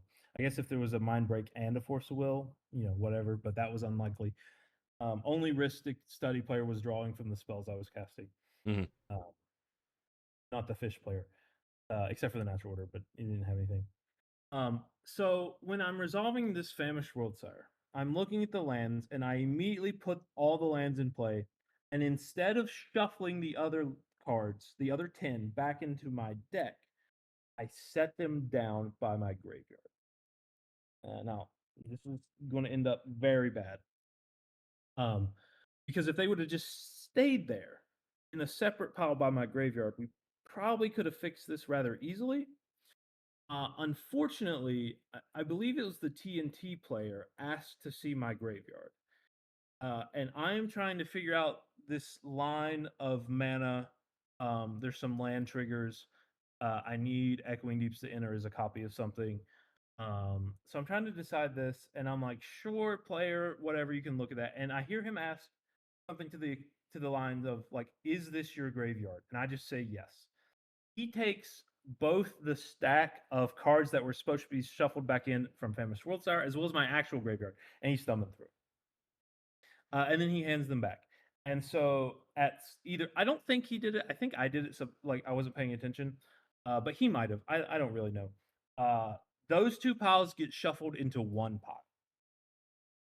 Yep. Yeah. So the cards that were meant to be shuffled back in from Famished Worldsire end up in my graveyard. Obviously, that's pretty egregious. So I decide my best course of action in order to ensure that I can, because I have to resolve Lumra to win the game. I have enough mana, but I want to. I don't quite have enough to play him twice.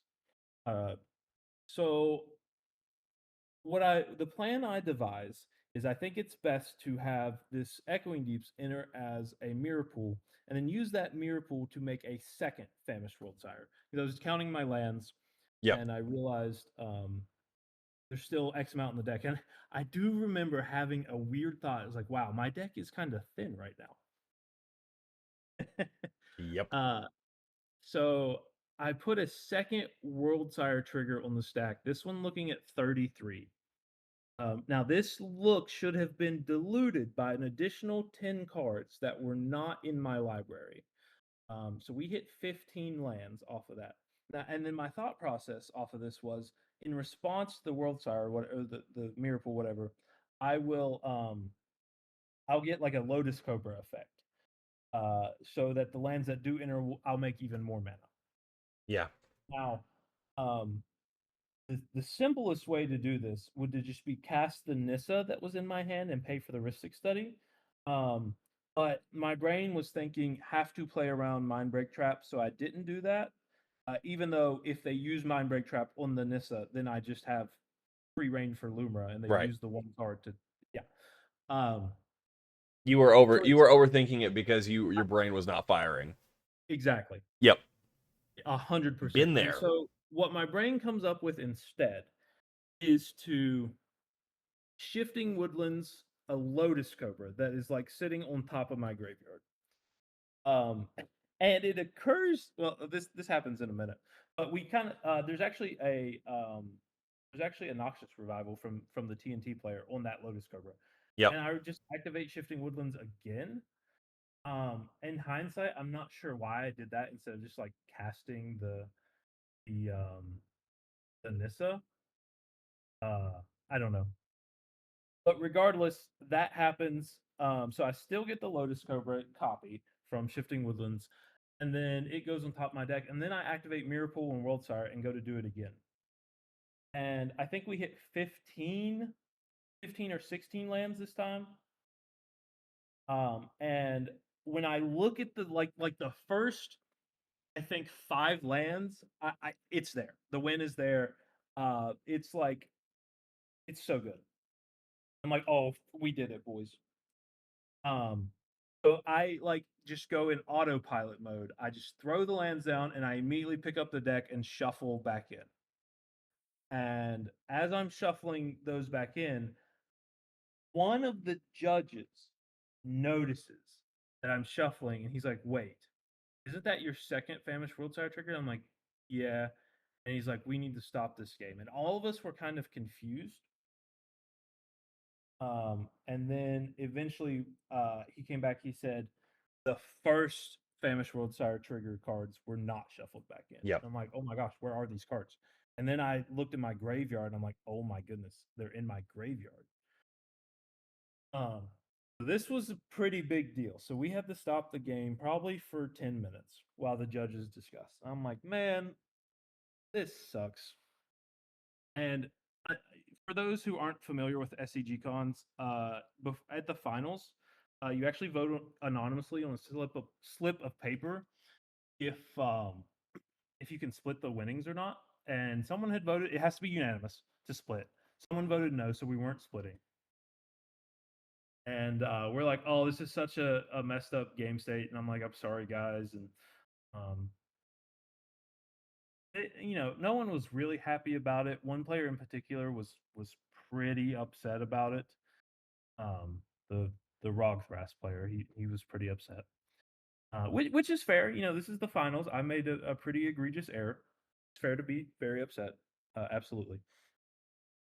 Long story short, head judge comes over and says, "Gentlemen, according to the rules we are operating under, I have 2 choices. The first choice is to back up to the first Famished Worldsire trigger and resolve it correctly. And the second is to sustain the current board state and keep playing."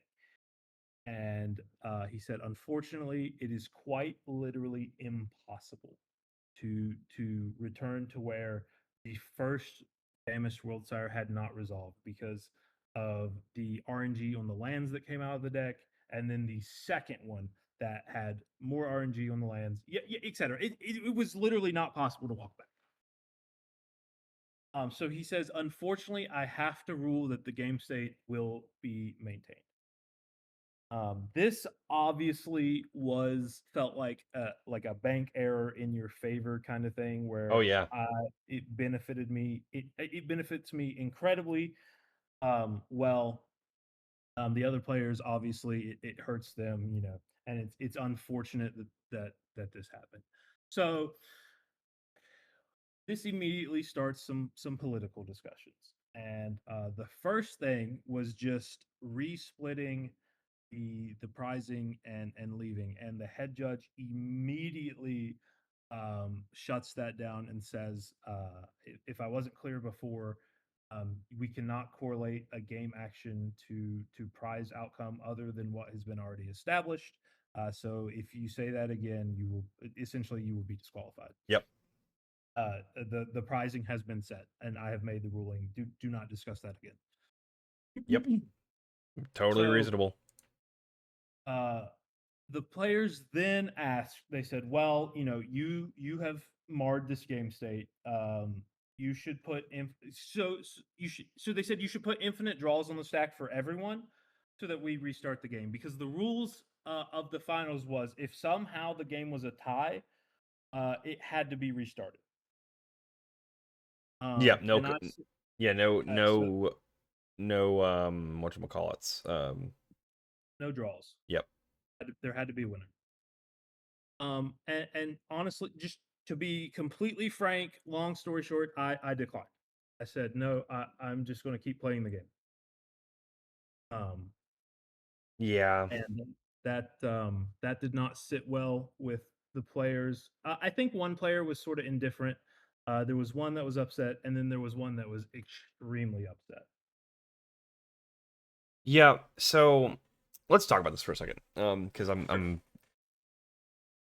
obviously, word to the wise is everyone drink your electrolytes, bring whatever caffeinated or caffeine supplement type drink you take, and make sure you are playing your best even at the top table. It's impossible to be at your best after 15 hours of Magic, but you can certainly be better than um world siring into your graveyard.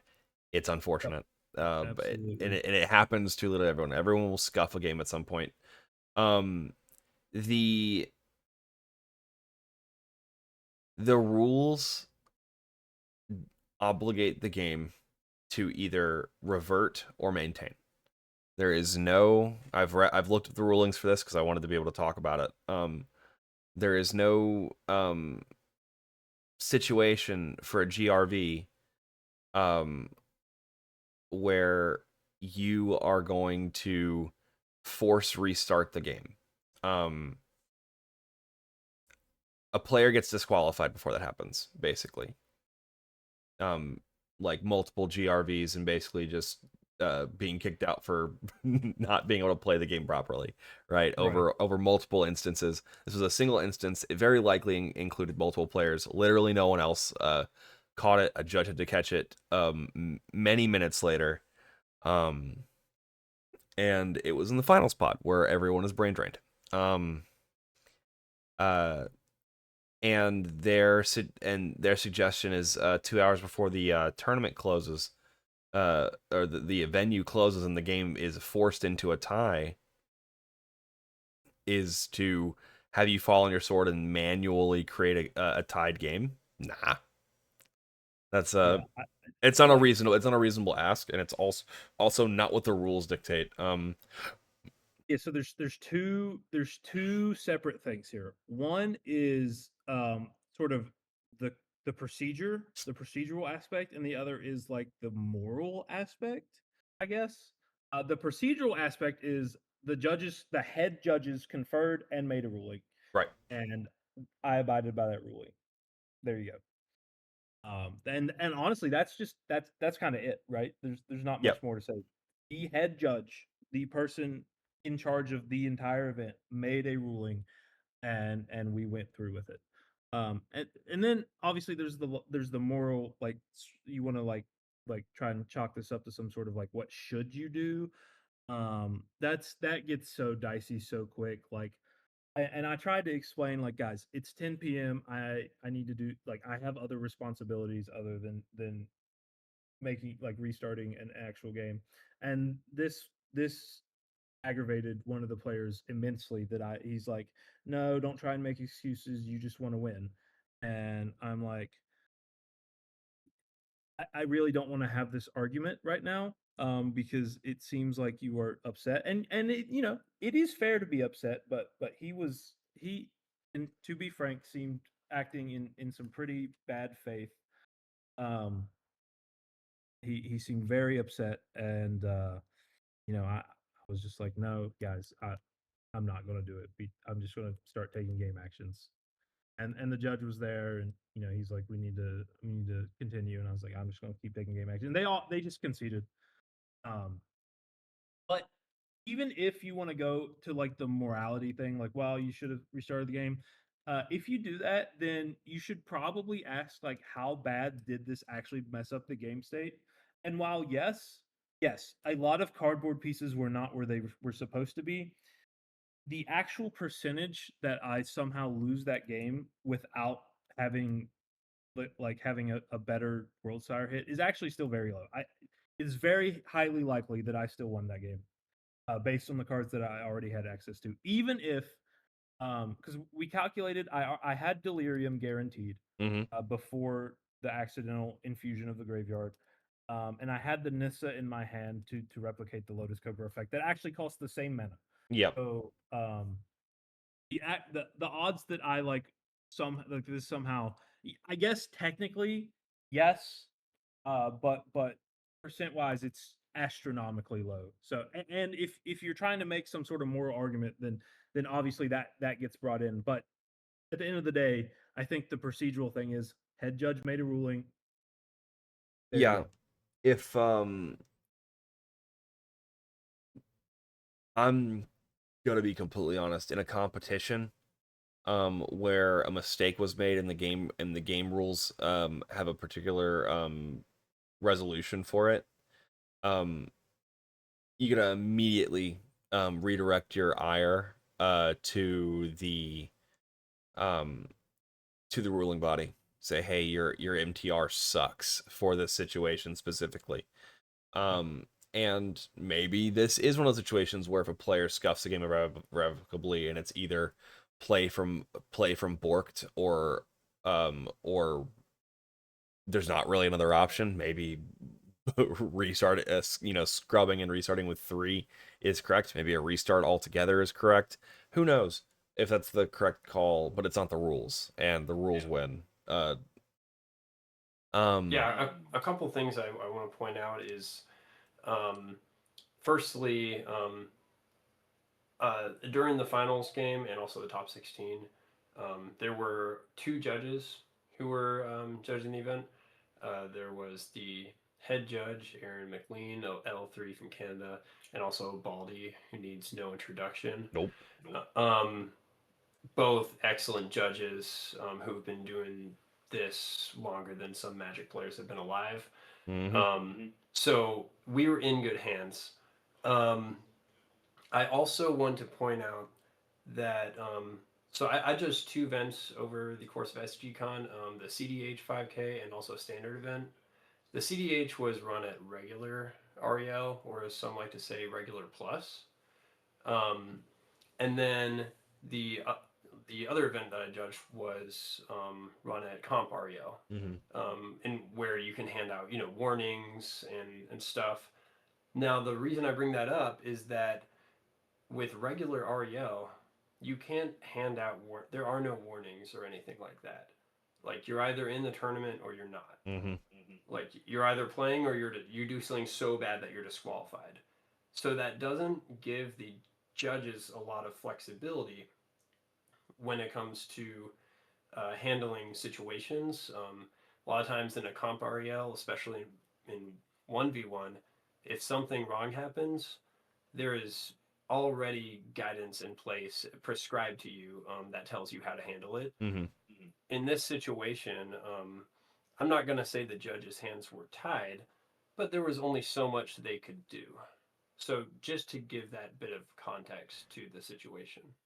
So out of curiosity, if say someone makes I can't unstack my deck the way it's stacked, and I've put some unknown wrong cards in the wrong zone, and we're never going to be able to sort that out, what do we do in a situation in a standard 1v1? It's a, So you're it's a accidental GRV, right? But it leads to an unreconcilable game state. So we would defer to the guiding documents that tells you what sort of penalties to hand out to players, basically, and oftentimes it also tells you what fix needs to be applied. And in cEDH, especially in an event run at regular REL, you just don't have that. It does. You don't have a document that tells you what penalties need to be applied. It's almost like we need a real addendum. Um,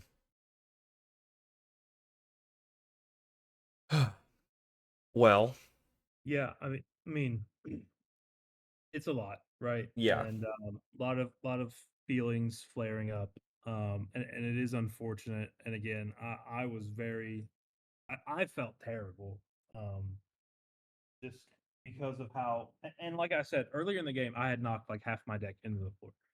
I was so brain fried, and I need to do a better job of making sure that in these long single day events, I am able to perform decently well towards the end if I make it that far. Mm-hmm. Unfortunately, that just didn't happen here, and we got left with the situation that we got left with.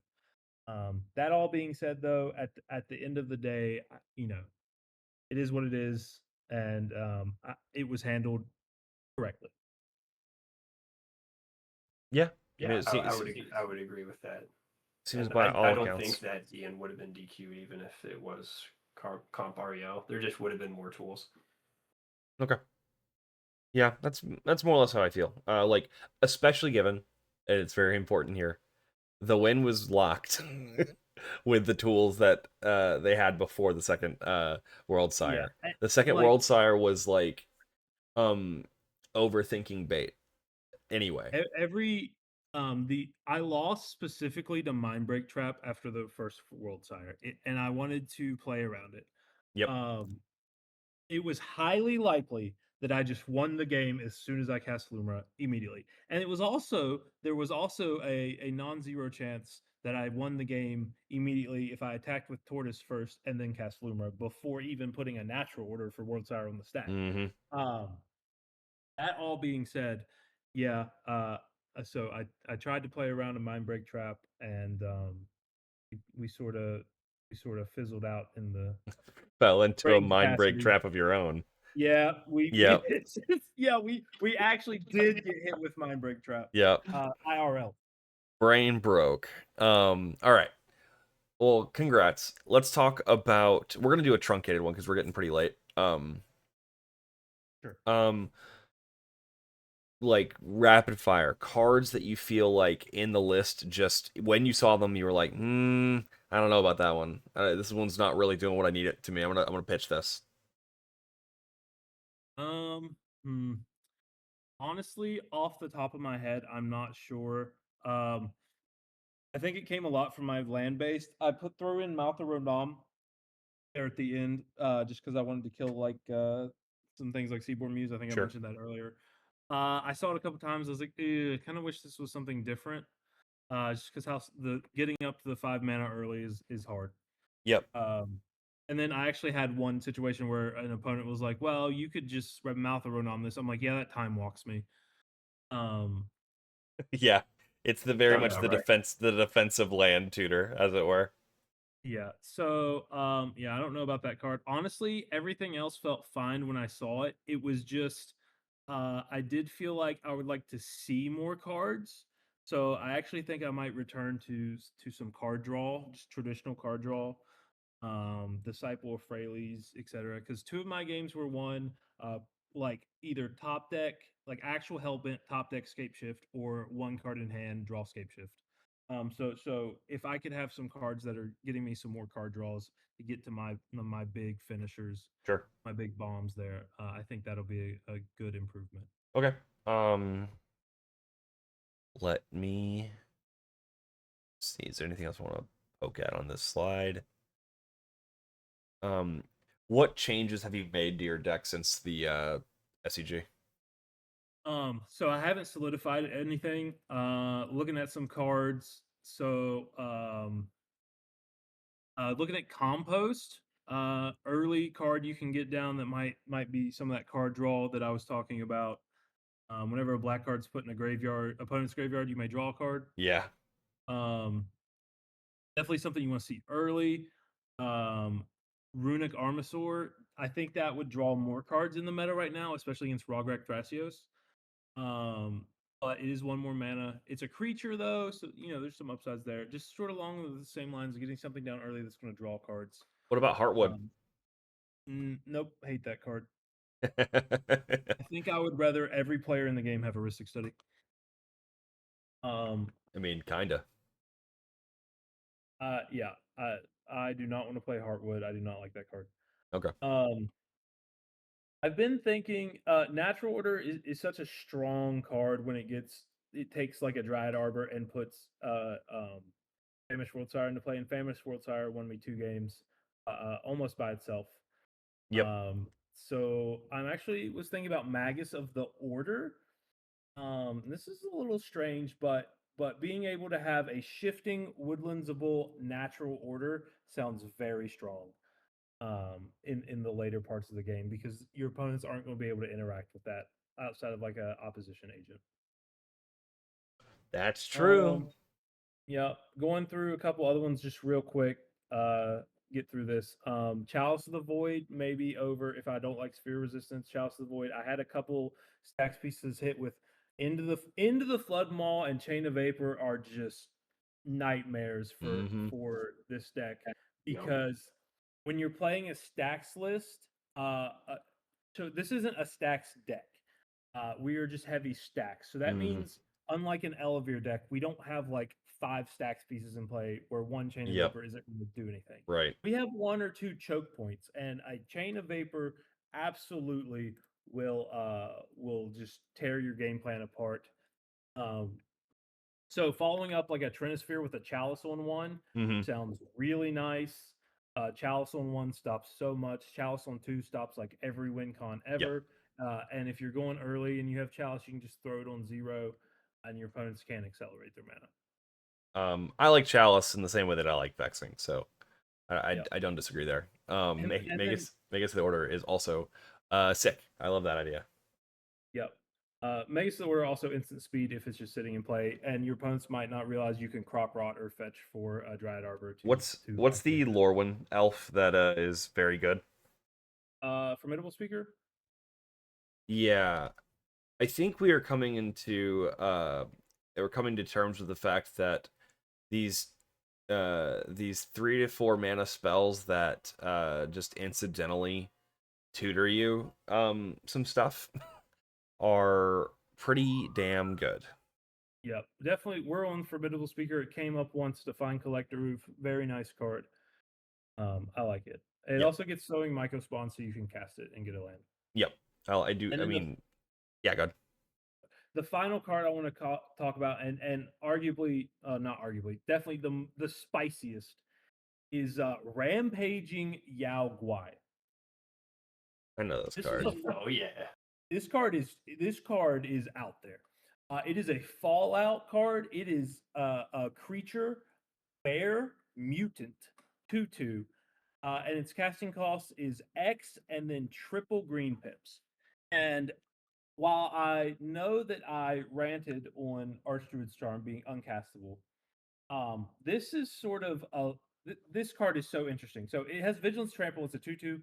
It enters the battlefield with X +1/+1 counters on it, where X is what you pay into it. And then when it enters the battlefield, destroy any number of target artifacts or enchantments with total mana value X or less. So this is sort of like a slop breaker card.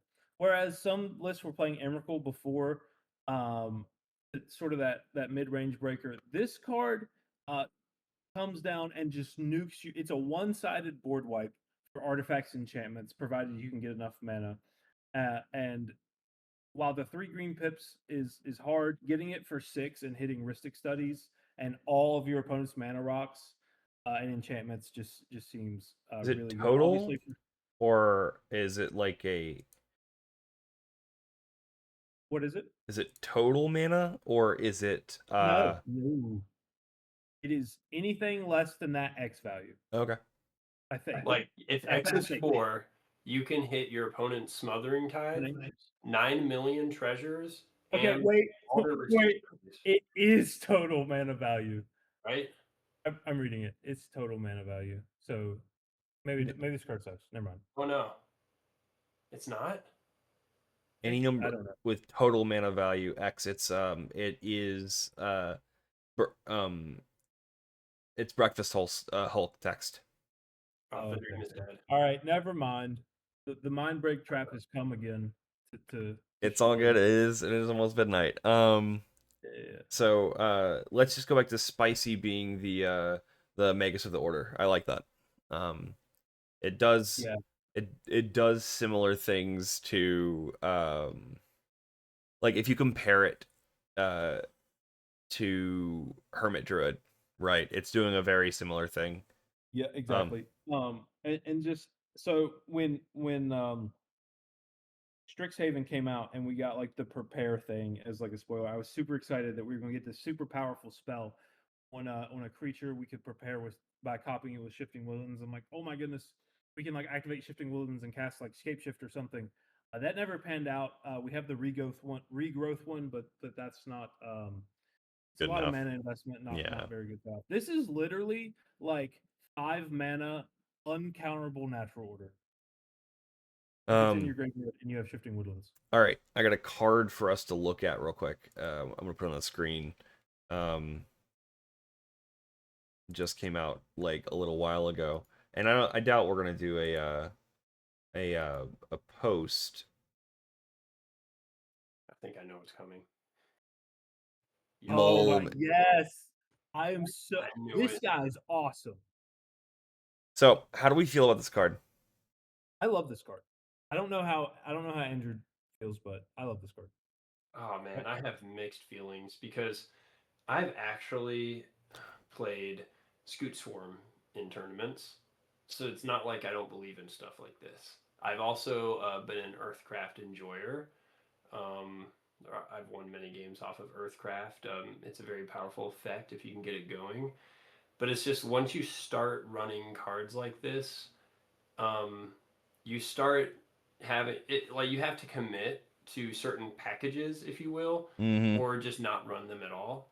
What I do like about this card is it's multiple things in one. So it's like it's not just Ramonap Excavator, it's not just Scoot Swarm.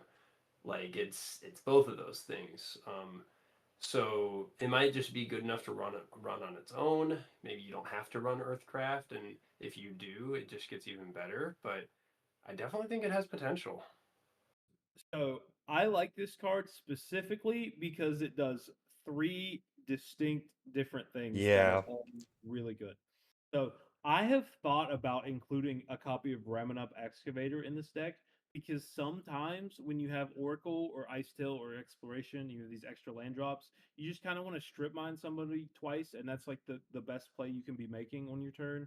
Or you really need to like do some shenanigans where you like sack a land, get it back, sack it again, like with Ice Tail where you want to like Crystal Vein, make 4 mana, etc.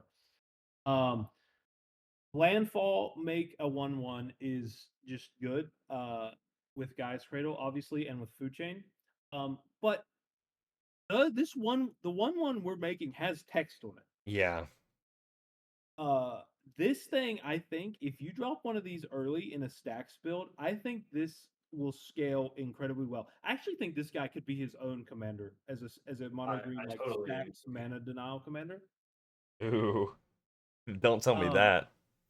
Yeah, I this was I've been trying like as a pet project to move Lumra into like a mana denial stacks deck. It's kind of okay. It has some problems. This I think could do it a lot better because whereas and I thought about Azusa too, but this is like the other side of Azusa because every Azusa player they want to get Ramen up and play, then they have their fetch lands. You have the Ramen up in that command zone now. Now you can just play all of the extra land cards. Yep. I was gonna say the Um, same thing. Yep. Top and deck then cards, all that. yeah. And then you have the added benefit of Cradle being insane because you have Landfall make a 1/1 in the command zone. And if that wasn't enough, uh the 1/1s will progress your game plan by Yep. milling cards. Yep.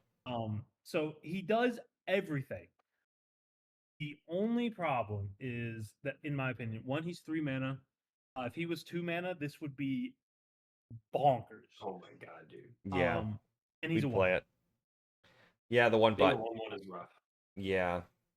He is a 1/1. I could see myself teching this when I want to go like heavy stacks. It's definitely a card I'm going to think about, but I can also see it in like a Lumra, just in Lumra, just being a little bit too like kind of jack of all trades, master of none sort of deal. And I Un- really want like a master to be able yeah. to I things. think unfortunately it's a little bit of the Springheart and Tuco variety. It's Yeah. to start the thing takes a little bit too much. So the cool thing here is if it resolves, you will automatically, at bare minimum, get the chance to play a land, which will put a trigger on the stack. So at bare minimum, this can like bring a land back from grave and make a 1/1 that's going to mill a card every turn, Yeah, which but isn't great, but that honestly sounds better than Spring Heart Nantuko's Floor, which is usually getting hit with like an offer you can't refuse. yeah, that's true. Yeah, I played stuff like Freestrider Lookout. This feels kind of similar. Like you play it, and maybe it doesn't do a lot the turn you play it, but if you let it survive a turn or two, it starts doing some really cool stuff. I think if you could land this on turn like 2, and then you have like a turn 3, or maybe you have a turn 1 stacks piece, or turn 2 stacks piece, and then you land this after. I think it could like run away with the game, honestly, I think because by that's the time you're casting Lumra, you've milled like 6 cards already. all right. So let's talk numbers real quick. So Tortoise comes down and does it on 4. Let's assuming you don't get a drop the turn he comes in because you had to play him on curve, right? Sure. Um, let's say you get him on turn 2. Um, on turn 2, you've dumped some sort of like finite resource into him because he's a 3 mana, and you've gotten nothing. Yeah. Then on turn 3, you have you play a land, just one, assuming I don't assume a synergy. Um, you get one dude that does nothing. Turn 4, you get a single swing and an extra mill, and maybe you get extra visibility of the card. Um, Now compare that to Blossom Tortoise, which is everyone's like 10th out of 10 value piece. You get on turn 3, you get 3 milled cards or 4 milled cards. Is it 4? 3.